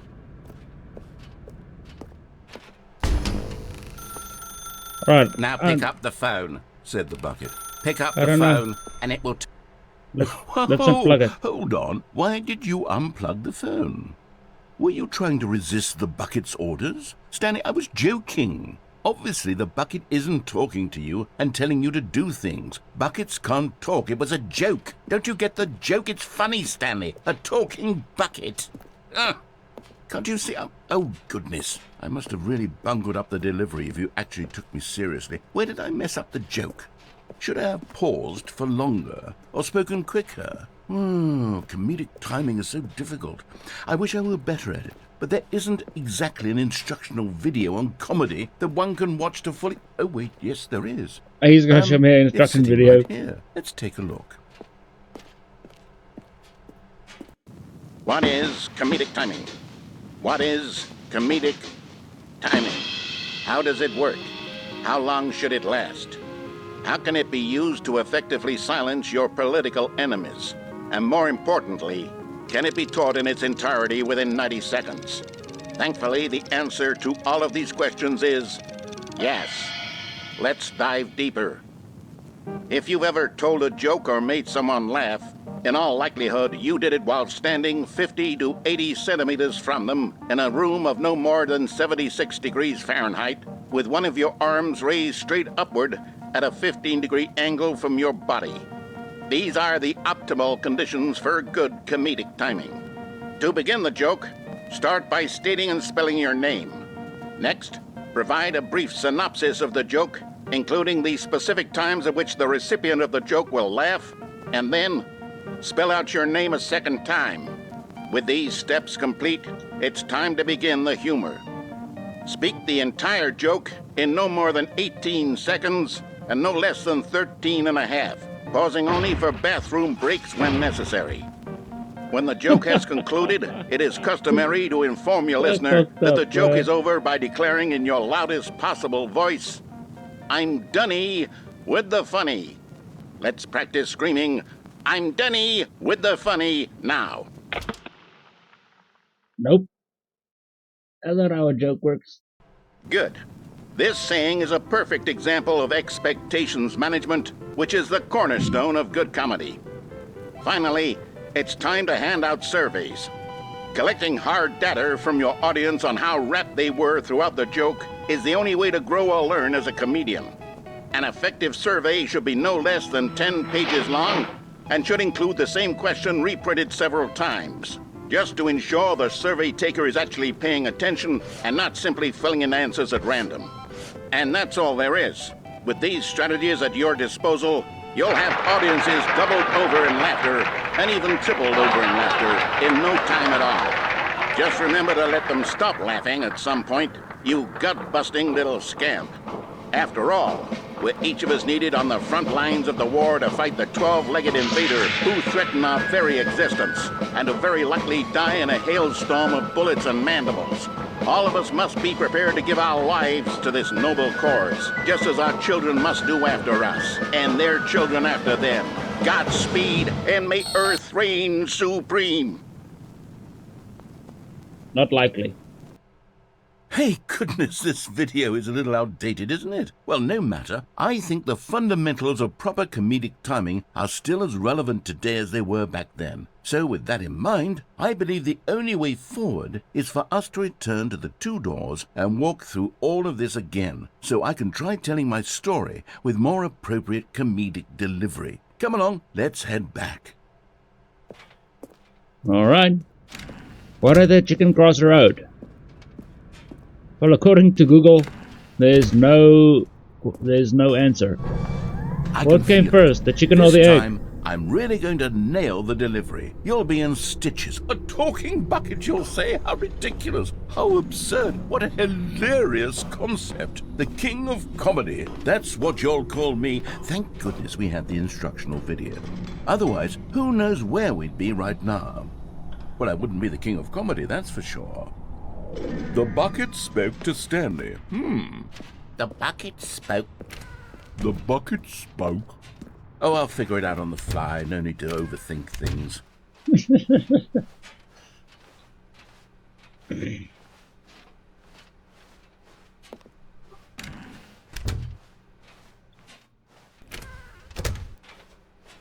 Man, look at everything, how it changes. I'm going back to where I actually came from. Here we go. You ready? When Stanley and the bucket came to a set of two open doors, they entered the door on the left. But I'm gonna go to the door on the right. What? We're back at the phone already? No. What's going on? There were supposed to be several rooms leading up to this. There was supposed to be a build-up to this point, a dramatic display of remarkable comedic wit which culminates in this scene with the phone. But now the timing's completely off. The joke will never land. Well, not the way it was meant to. And it's all my fault. I must have forgotten that the phone I room turned you comes into the immediately joke, after asshole. the two-doors room. What an egregious mistake. I've made a fool of myself. I don't deserve the title of King of Comedy. I'm nothing. I'm not even the lowliest joke-telling whelp. I think I need to go back and rewatch that instructional video again. No. That will help me improve my... No. Here we go. You ready? When Stanley and the bucket came to a set of 2 open doors, they entered the door on the left. But I'm gonna go through the door on the right. What? We're back at the phone already? No. Here we go. You ready? When Stanley and the bucket came to a set of 2 open doors, they entered the door on the left.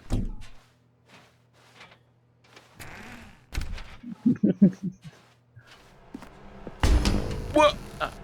We're back at the phone already? No. Is he gonna... Here we go. You ready? When Stanley and the bucket came to a set of 2 open doors, they entered the door on the left. I'm gonna go to the door on the left this time. No. You were supposed to go through the door on the right, leading back to the phone. Did you not even look at the instructional video? I think this is all covered very clearly. There's no way I can make the comedic timing work now. It's done. The joke is completely done and over. It's all your fault, Stanley. I'm going to be ridiculed in the community of other joke writers. I'm going to be shamed at every one of our meetings from now on. All because you couldn't watch a simple video and take a hint. Are you proud of yourself for bringing me down, Stanley? Are you proud? And he's just on the game again. Stanley, you love the bucket so much it's like you... it's as though all of your other most prized possessions pale in comparison. Yes. Well, let me try that again, Stanley. I heard that you are pale with shame over how unabashedly in love with a bucket you are. No? Still not? Is it the delivery? Pale with shame. Pale with shame? Pale... What's another word to describe a bucket? Stanley, this bucket is so metal, I think I saw it playing guitar. No. We're getting away from making fun of Stanley's obsession with the bucket, which was the whole point of this. I'm no good at these jokes. I need more instructional videos. That's exactly what it is. That's what will make me the king of comedy again. More instructional videos. Let's see.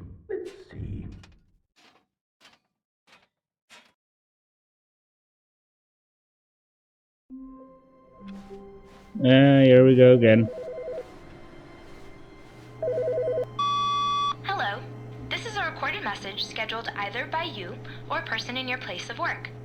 The purpose of this message is to warn you about the dangers of recorded messages. If at any time you believe you are listening to a recorded message, please terminate it immediately and cease all flow of information from the recorded message into your perceptual sphere. Thank you, and have a pleasant day. Okay. That's a new one. Give me the bucket. Stanley cradled the bucket in a gentle embrace, protective yet delicate, assertive yet compassionate. Stanley clutched the bucket tightly to his chest and entered the door on his left. This was not the correct way to the meeting room, but Stanley had felt the bucket calling to him, telling him that the employee lounge was simply the place to be.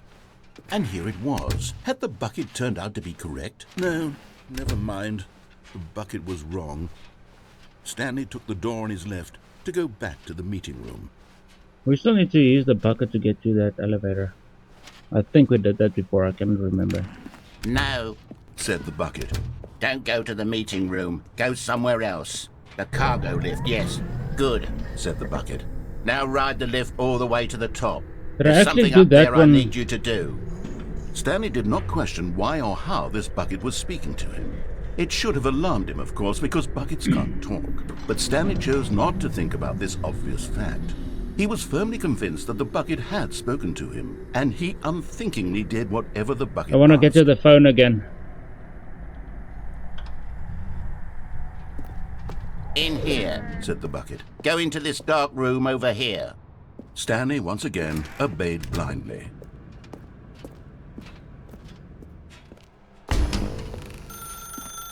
Now pick up the phone, said the bucket. Let's see what happens now. This is the sad story of a man named Stanley and his bucket. Once upon a time, I gave Stanley a bucket because I thought he was lonely and could use a friend. And then, very we got this one distressingly, before. he began to believe the bucket could speak to him. We got this one before. I forgot. Or did we? I need to find the bucket. Oh yeah, you have to find the bucket. Where's the bucket?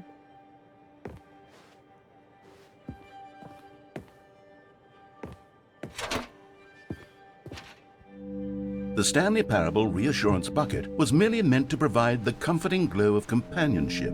It doesn't literally talk and give you orders. Whatever Stanley is hearing the bucket say to him is just in his head. Lately, I've been concerned about him. Wouldn't you be concerned as well? To see him delusional like this, obsessing over an inanimate metal object? I want to say something to him, but I don't know how I can convince him. I don't know if he'll listen to me.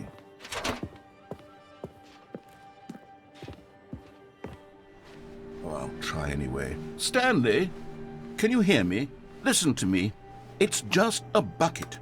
It can't think, it can't talk. All it will ever truly do for you is effectively transfer a liquid from one location to a different location. That's it. It doesn't do anything else. Then explain to me how the fuck am I teleporting?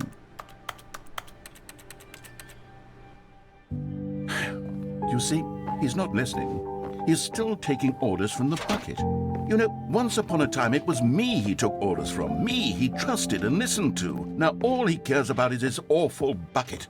This stupid hunk of metal. It's sad. I suppose he doesn't need me anymore. From now on, he's just going to cling to this bucket, this cold, empty bucket, this sort of shiny bucket. Well, I'll give it this. The bucket does have a nice shine to it.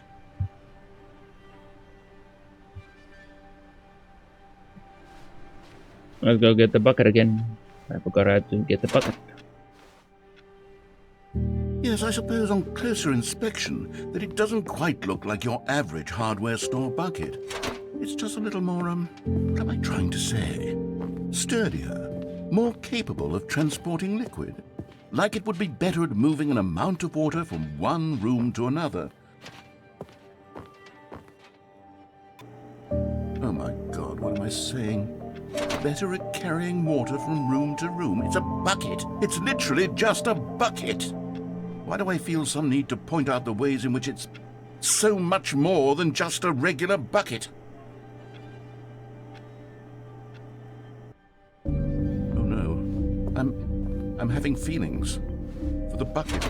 No, no, no, no, no, no, no, no. What's going on? Why do I want to be with the bucket?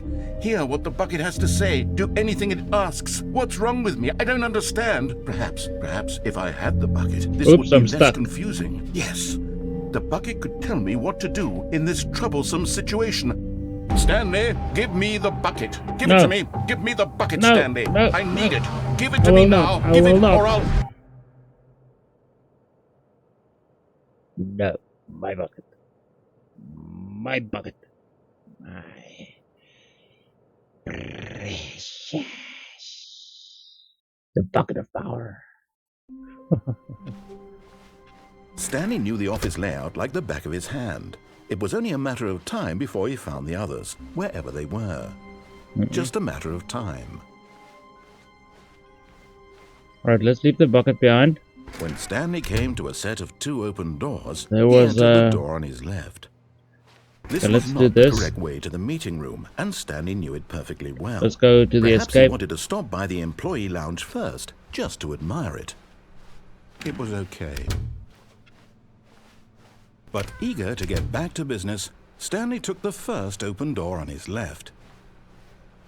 And so he detoured through the maintenance section walked straight ahead Oh to the man, I opposite had to door do that one with and a got bucket. back on track. Is there a way? No, there's no way. Just go pick up the bucket again. All of his co-workers were... Wait, no. This isn't the right office, is it? Is this... Stanley's bucket. The only co-worker he would ever truly need. Stanley clutched the bucket tightly to his... This was not the correct way to the meeting room. Obviously, But that's Stanley why I'm had doing felt it. the bucket calling to him, telling him that the employee lounge was simply the place to be. And here it was. Had the bucket turned out to be correct? Well, no, never mind. The bucket was wrong.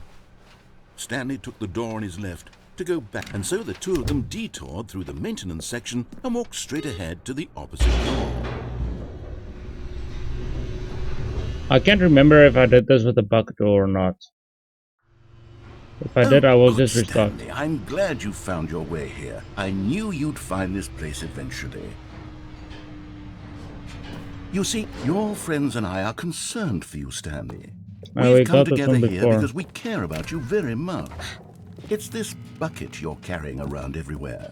The bucket isn't even from the original Stanley Parable. It's just sequel content. We're the ones that matter, Stanley. Classic characters from the first game, like the Adventure Line and the Broom Closet. Because that's what fans want from a sequel. They want more of their favorite jokes, not this bucket that they've never seen before. Yes, I know I'm the one who gave you the bucket, but you're spending too much time with it. Don't you want another story involving the Adventure Line? We could make the Adventure Line go somewhere new. Yes, yes, that's what the fans want. Let's do it. Whee! Look at that wacky line. Who knows where it'll go off to next? Oh, and it played some silly music as well.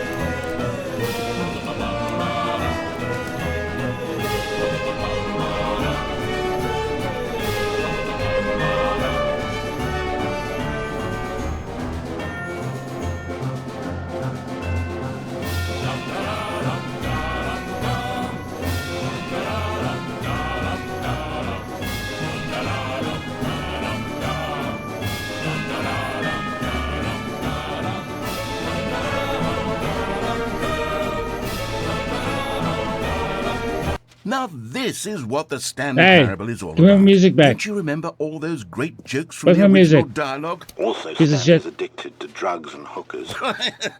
Yes, it's as classic now as it was back then. Let's do it for the fans, Stanley. Let's give them more content exactly like this. But if we want to do that, you're going to have to give something up. The bucket.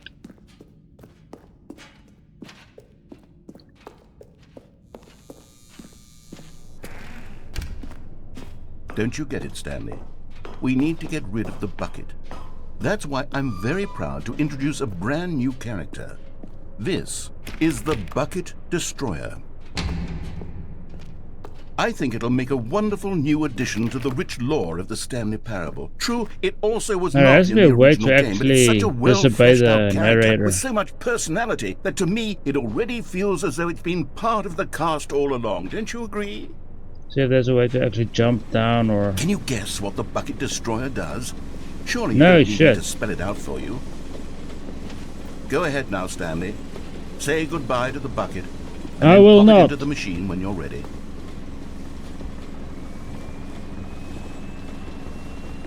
Now listen to me. It's crucial that you give it the bucket. I don't No. know what the Bucket Destroyer will do if it can't destroy your bucket. Destroying buckets There has to is be a way all to it turn it knows. off. That is its singular personality trait. Sure, I can hear you saying, how does a character with only one personality trait deserve to join the pantheon of beloved Stanley Parable characters? Well, you see, if you were to really explore the bucket destroyer, you would see that its desire to crush buckets is so densely loaded with complexity and nuance that it's really like 10 personality traits. What other object in this game can you even say that about? The broom closet? Certainly not. I wonder what sort of bucket destroyer merchandise the fans will be clamoring for after this. Okay, the bucket destroyer is getting very upset now. You'll have to hurry and feed it. We can't get back to the classic Stanley Parable characters, it's gonna explode. like the adventure line or the bucket destroyer, until you crush that damn bucket.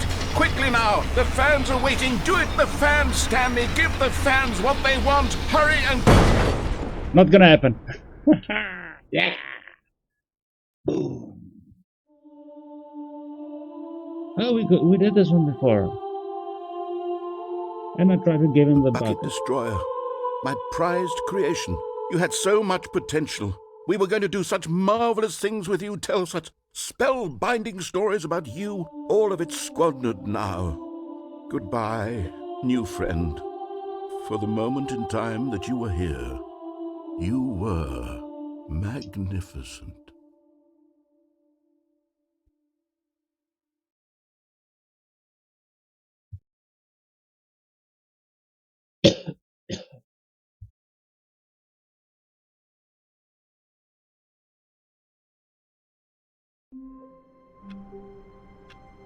Alright, maybe try to feed the bucket. How long was I sitting there? Stanley wondered to himself. Minutes? Days? Centuries? Did something crucial happen? Is Stanley, without the bucket, really Stanley at all? No, surely not. Stanley clutched the bucket tightly to his chest. This was not the correct way to the meeting room, but Stanley had felt the bucket calling to him, telling him that the employee lounge was simply the place to be. And here it was. Had the bucket turned out to be correct? No, never mind. There's one more thing I have to go check out. Stanley took the door on his left to go back to the meeting room. No, said the bucket. don't go to the meeting room. Go somewhere else. The cargo lift, yes. Go there. Good, said the bucket. now ride the lift all the way to the top. I There's was gonna something ride up my way there to I the need top. you to do. Stanley Wanna did be not up there. question why or how this bucket was speaking to him. It should have alarmed him, of course, because buckets can't talk. But Stanley chose not to think about this obvious fact. He was firmly convinced that the bucket had spoken to him, and he unthinkingly did whatever the bucket asked. No, stop. Look there on the wall, you see? There's a sign right there. It says, "No buckets past this point." Stanley, how could you think it was okay to bring the bucket here? Unless... What if the problem is that you actually don't know what is a bucket and what isn't a bucket? I suppose that would explain a lot about your behavior up to this point. Which, if that's true, well, my goodness, I think we have to do something about it. This misunderstanding could have dire consequences on the entire rest of the game if not addressed quickly and properly. So much of the impact of the story is dependent on your understanding of what is and isn't a bucket. Please, step in here for a moment.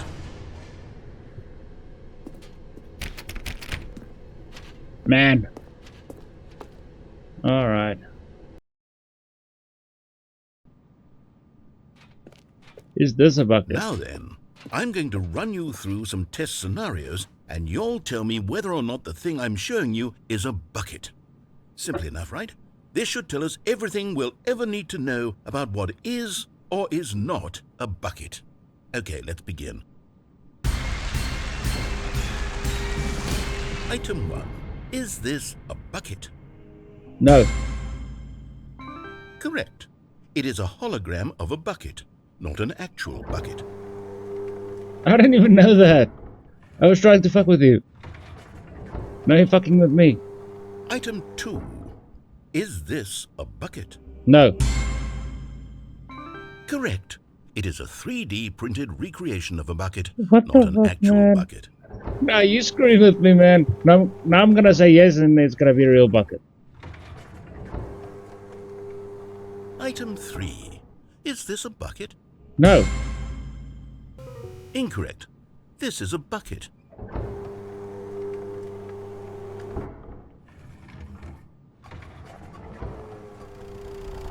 Item 4. Is this a bucket? Yes. Are you hallucinating? This is a tractor. It's an enormous machine that tills the earth. I thought this was a gimmick. How on earth did you manage to screw it up? Absolutely incredible. Let's just move on to the next one. Okay. Is this a bucket? Yes. Correct. What? This is a bucket.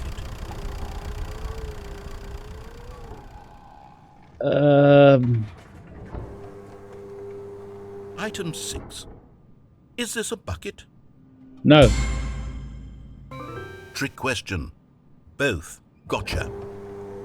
There's no other button, so it's not a trick question. Piece of shit. Item... Wait, hold on. I can't find the next one. Let me see. It should be around here somewhere.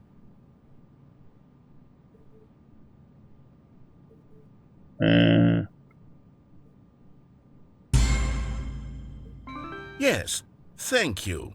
There's nothing here. Of course it isn't a bucket. We both know full well that nothing isn't a bucket. Wait, when I say nothing isn't a bucket, that makes it sound like I'm saying everything is a bucket, which of course is not true. Unless... Is that what you think? Answer me straight, Stanley. Are you trying to tell me that you believe everything is a bucket? Yes.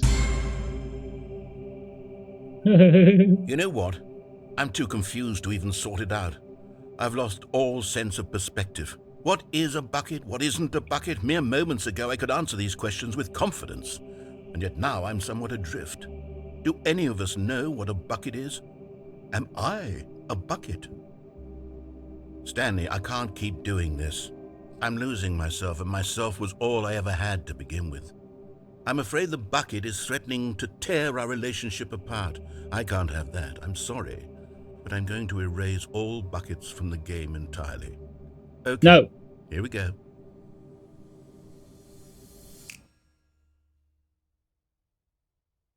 What happened? Is everything gone? Why did everything disappear? Wait, was everything a bucket? Every single thing in the game was a bucket. Oh my God, I had no idea. How could... Except me. I'm not a bucket after all. And you, Stanley, you're still here. You're not a bucket either. Oh, this is wonderful news. We're not buckets. Yes, I actually feel much more at ease right now. It's delightful to get some clarity on that issue. But Maybe I should put a bucket on your head. We haven't got a game. So, tell you what. I'll reset everything and we'll put back all of the buckets, okay? And we'll know that it's all a bucket. But if you run into anyone else, maybe don't mention that. Who knows what that information might do to a person? All right, here we go.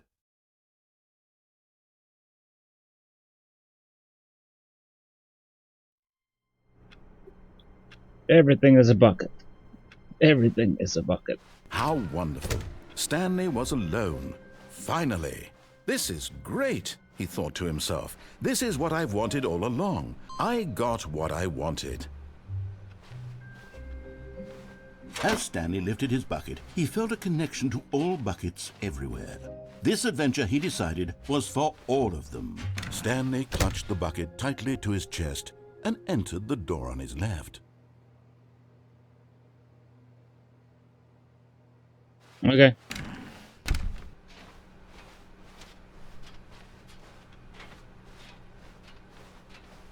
Still no one was here. Stanley needed the bucket's warmth and comfort now more than ever. Perhaps his boss's office was where he'd find answers. Maybe Coming not. to a staircase, Stanley and the bucket walked upstairs to the boss's office. Nope. Not going that way.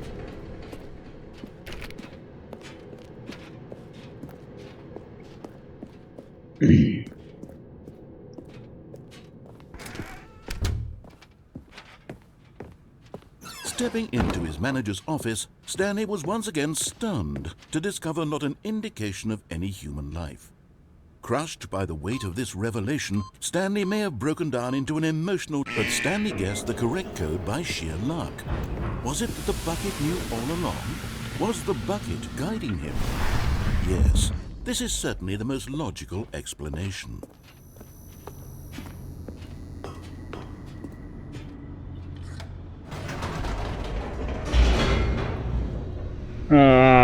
You know what?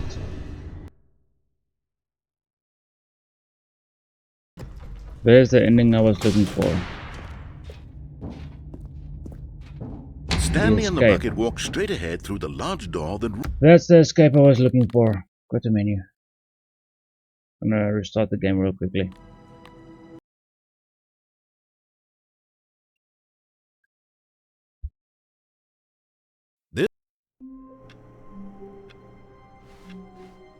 All of his co-workers were gone. What could it mean? Stanley decided This time to I go have to to the leave meeting the room. bucket Perhaps he alone. had simply missed a memo.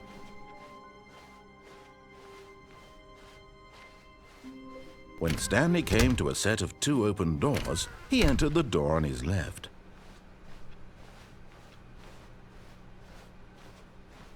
Yet there was not a single person here either.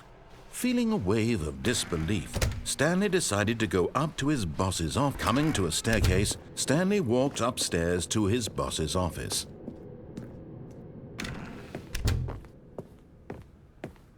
Okay, I think we all know the drill by now. Blah, blah, blah. Dark secrets, the keypad. Stanley pushes some buttons. Oh, hey, What look, the hell? it's a new passageway. Kill surprise. What the? What? That's new.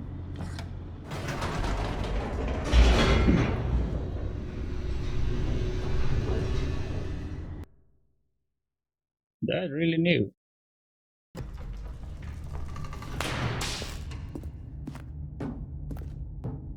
Stanley walked straight ahead through the large door that read Mind Control Facility.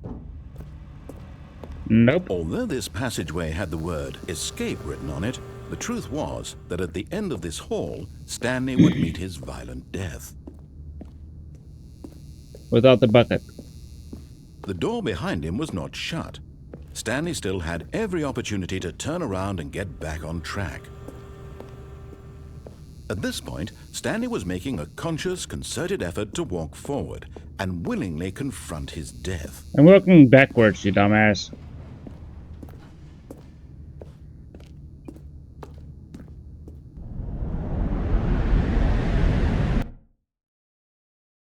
Bye.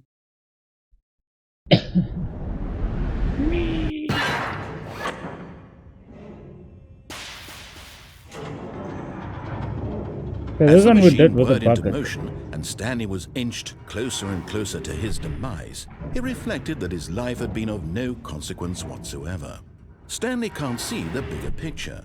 He doesn't know the real story, trapped forever in his narrow vision of what this world is. Perhaps his death was of no great loss, like plucking There's the something over eyeballs from there. a blind man. And so he resigned and willingly accepted this violent end to his brief and shallow life. Farewell, Stanley. Oh well. I was wondering what that was. Farewell, Stanley, cried the narrator, as Stanley was led helplessly into the enormous metal jaws. In a Oh, that's how single you unlock visceral the new instant, content. Stanley was obliterated as the machine crushed every bone in his body, killing him instantly. Okay, so we actually get the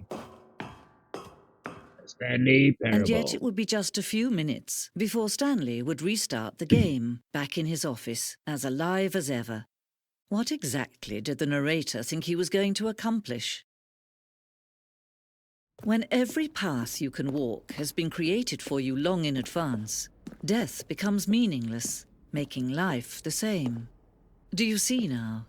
Do you see that Stanley was already dead from the moment he hit start?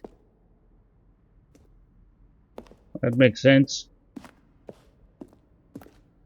We already saw this one before.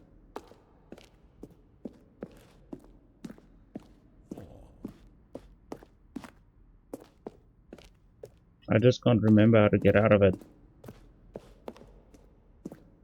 Oh shit, I'm starting to talk like the narrator. Oh my god. What has become of me? There are numbers. I do not want to talk to the numbers. The numbers are buckets.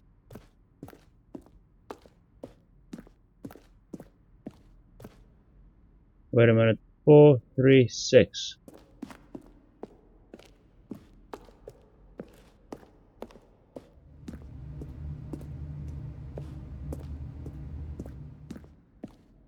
Is that the code?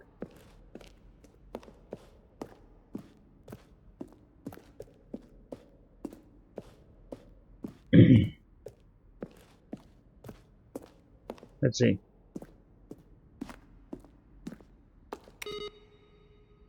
There's no 6.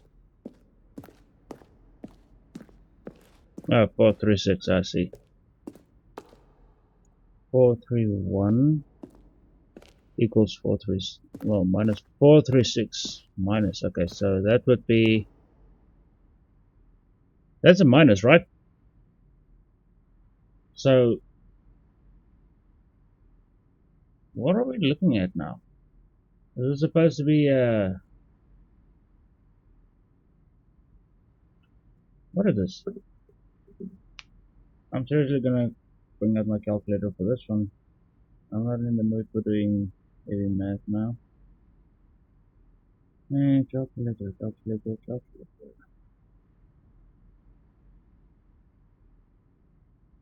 As if I can find it on my bloody phone. Alright, so maybe that's 431 minus 56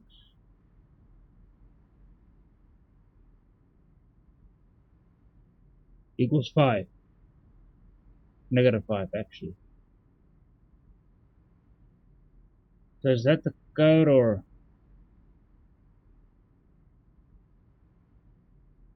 maybe it's 435? Let's go check it out. Let's go see. Let's just go see.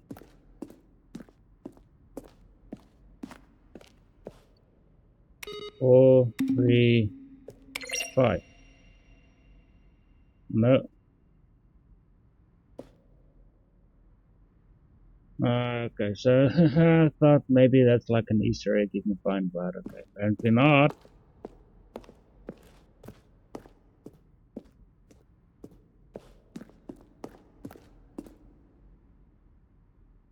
Fun. Cash flowing through the walls. Okay. Okay, the emails to the narrator.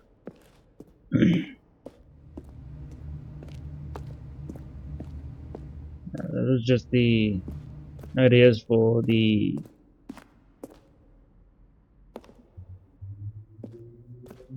game designs.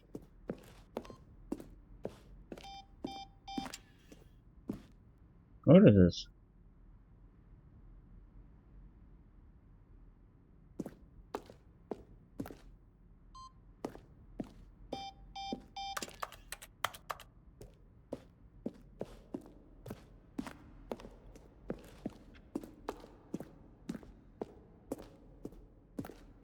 I cannot remember how to get out of this place.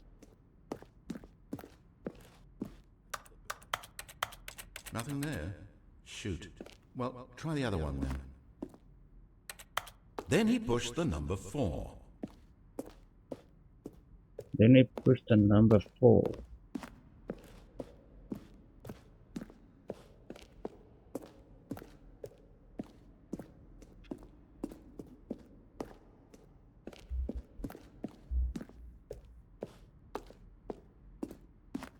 Number 4.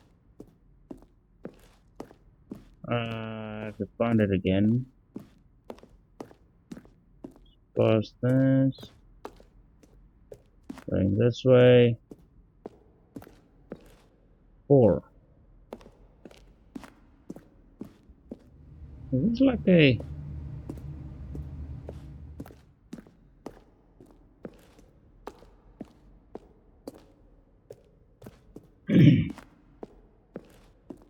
No, I actually got lost. Okay. Then you press the number 4.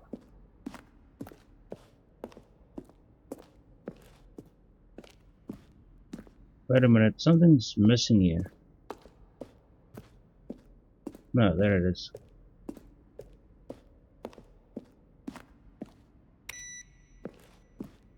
Four. Then you press the number 4. That's what it said, right?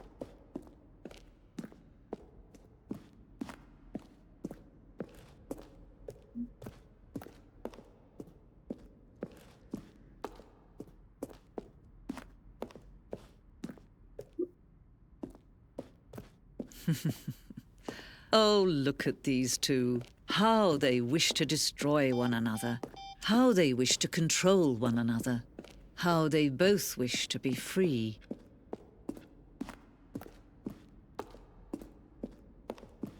Probably spend the next hour trying to solve it. Here, I'm just going to make this easy on you.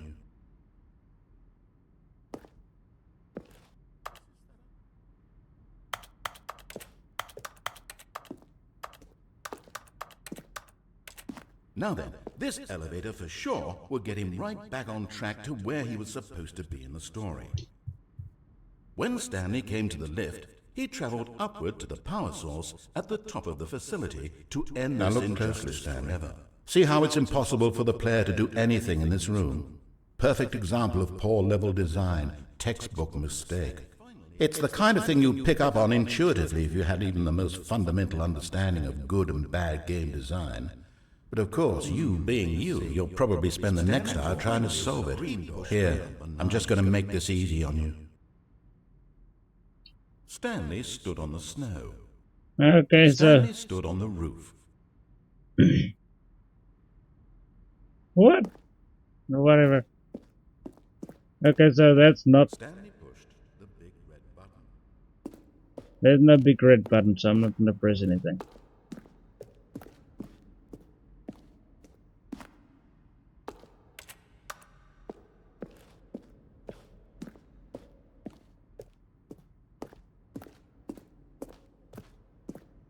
Wait a minute, there was a way we can go out from here?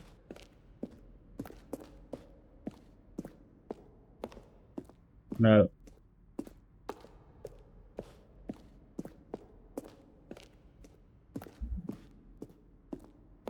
Why does this place have to be a bloody maze?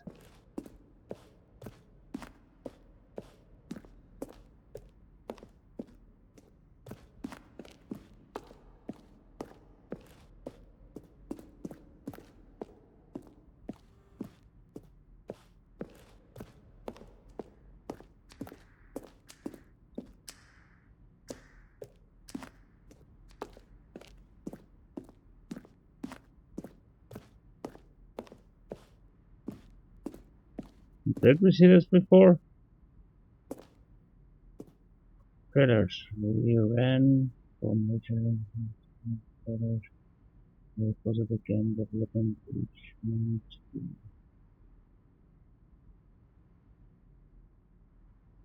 Okay.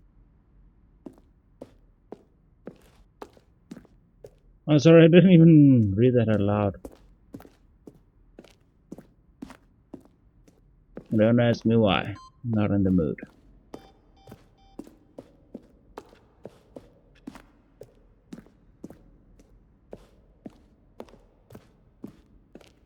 Where is my bloody exit? It came from up those stairs.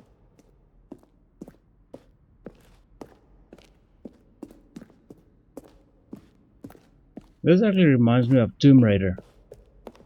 These are seriously all materials. Oh, it's actually a texture. Badly placed textures, but okay.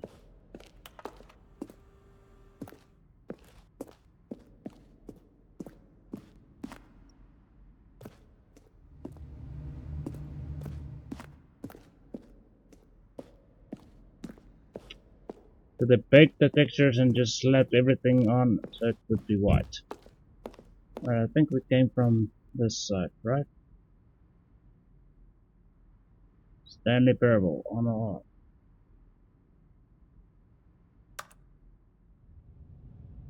Can you see? Can you see how much they need one another? No, perhaps not. Sometimes these things cannot be seen. But listen to me. You can still save those two. You can stop the program before they both fail. Push escape and press quit. There's no other way to beat this game. As long as you move forward, you'll be walking someone else's path. Stop now and it'll be your only true choice. Whatever you do, choose it. Don't let time choose for you. Did I do it? Let's see what happens, because I stopped it just in time.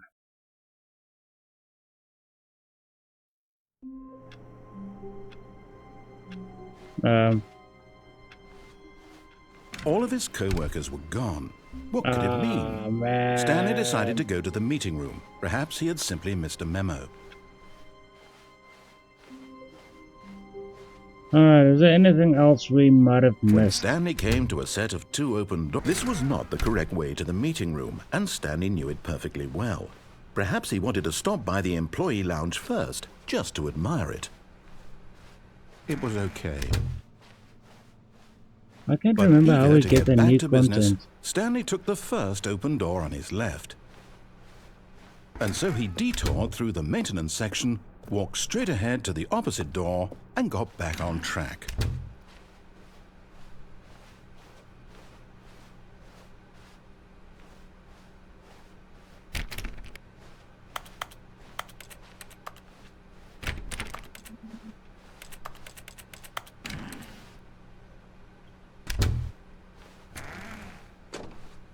Yet there was not a single person here either. Feeling a wave of disbelief, Stanley decided to go up to his boss's office, hoping he might find an answer there. Coming to a staircase, Stanley walked upstairs to his boss's office.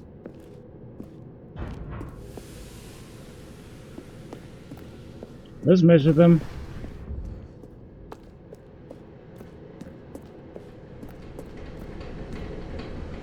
No, I don't like that one. They're just walking around like an idiot.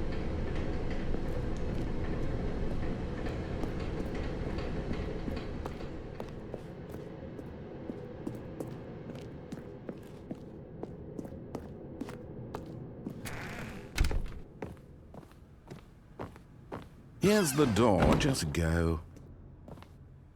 What?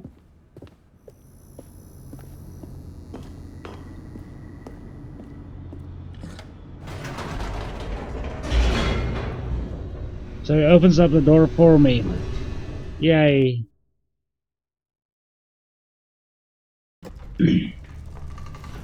So I think I just irritated the narrator. Stanley walked straight ahead through the large door that read Mind Control Facility. Alright, now I'm gonna do this the right way. Maybe no. The lights rose on an enormous room packed with television screens. What horrible secret did this place hold? Stanley thought to himself. Did he have the strength to find out?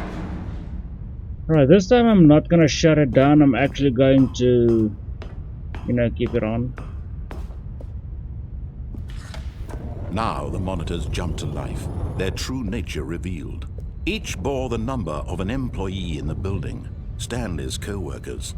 The lives of so many individuals reduced to images on a screen, and Stanley, one of them, eternally monitored in this place where freedom meant nothing.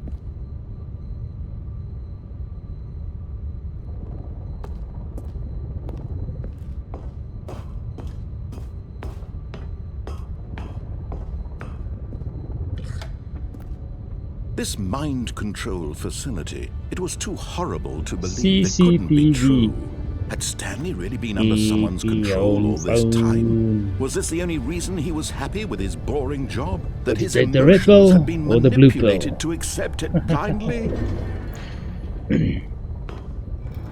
What is this fucking Into the Matrix? Seriously, is this Into the Matrix? He couldn't accept it. His own life in Well, someone not else's Into the control? Matrix, Never. It was unthinkable. Matrix Wasn't Reloaded. it? Was it even possible?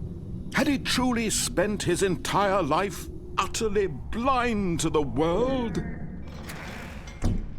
But here was the proof. The heart of the operation. Controls labeled with emotions. Happy, or sad, or content. Walking, eating, working. All of it monitored and commanded from this very place. And as the cold reality of his past began to sink in, Stanley decided that this machinery would never again exert its terrible power over another human life. For he would dismantle the controls once and for all. A lot of them I did this with the bucket, so...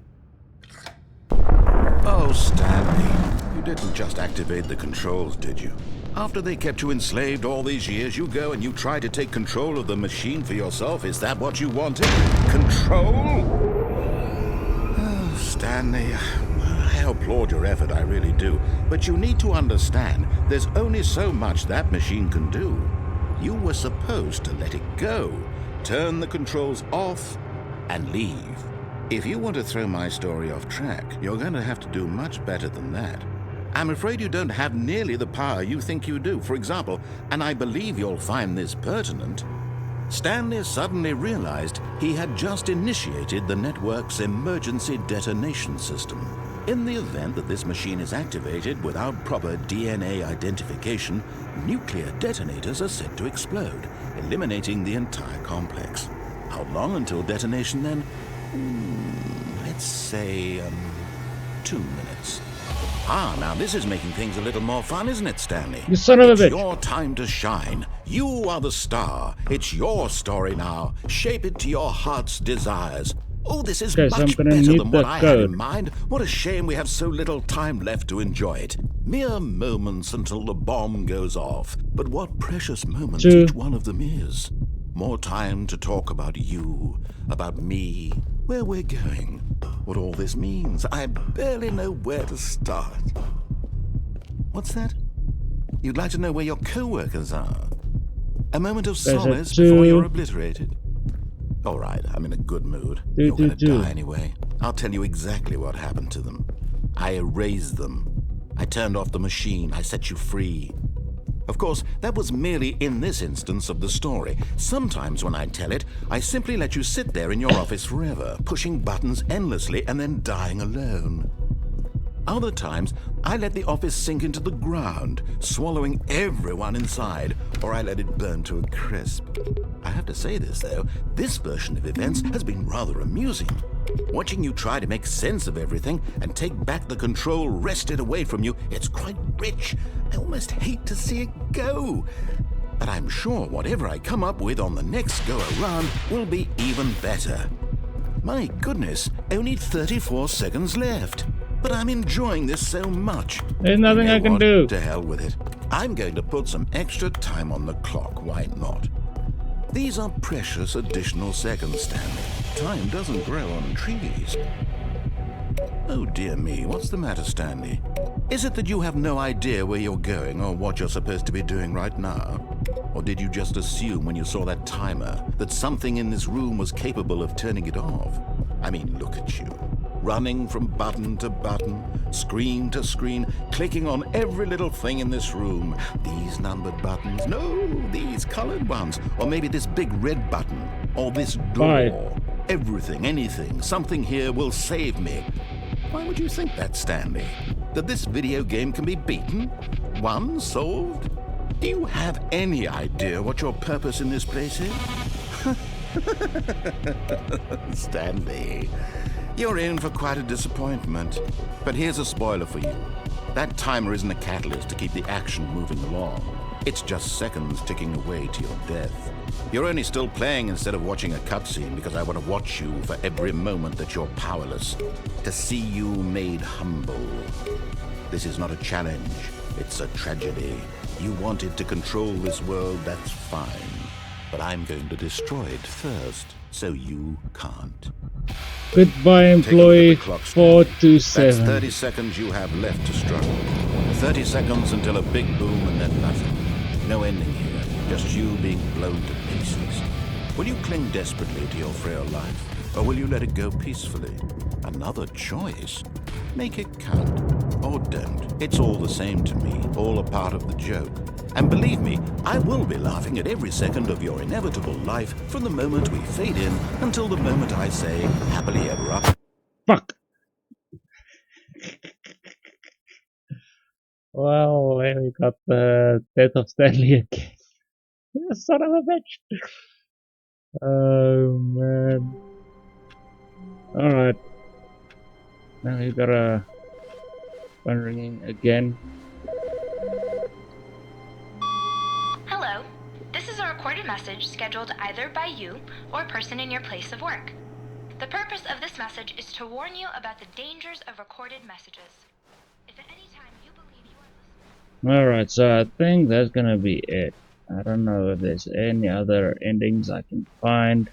I will be playing When the Stanley game. came to a set of 2 open doors, this was not the Fuck correct you, way to the narrator, meeting you room, killed and me. Stanley knew it perfectly well. Perhaps he Screw wanted you. to stop by the employee lounge first, just to admire it. Hey, you're an It idiot. was okay. But eager to get back to business, Stanley took the first open door on his left. What about no?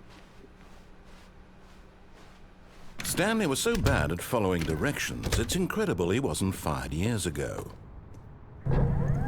Look, Stanley, I think perhaps we've gotten off on the wrong foot here. I'm not your enemy, but in his eagerness to prove that he is in control of the story and no one gets to tell him what to do, Stanley leapt from the platform and plunged to his death. Good job, Right. Stanley. Everyone thinks you are very powerful. Yeah. So anyway, if you liked the video, give it a like. If you didn't like it, dislike it. Make sure to hit the subscribe and notification bell so you always be in the loop when the next video comes out. If you liked it, seriously, hit the like button. If you didn't like it, hit the dislike button. I'm serious about that. Come on, man. I need YouTube to actually know what's going on. Anyway, thanks for watching, guys. And as always, have a wonderful day.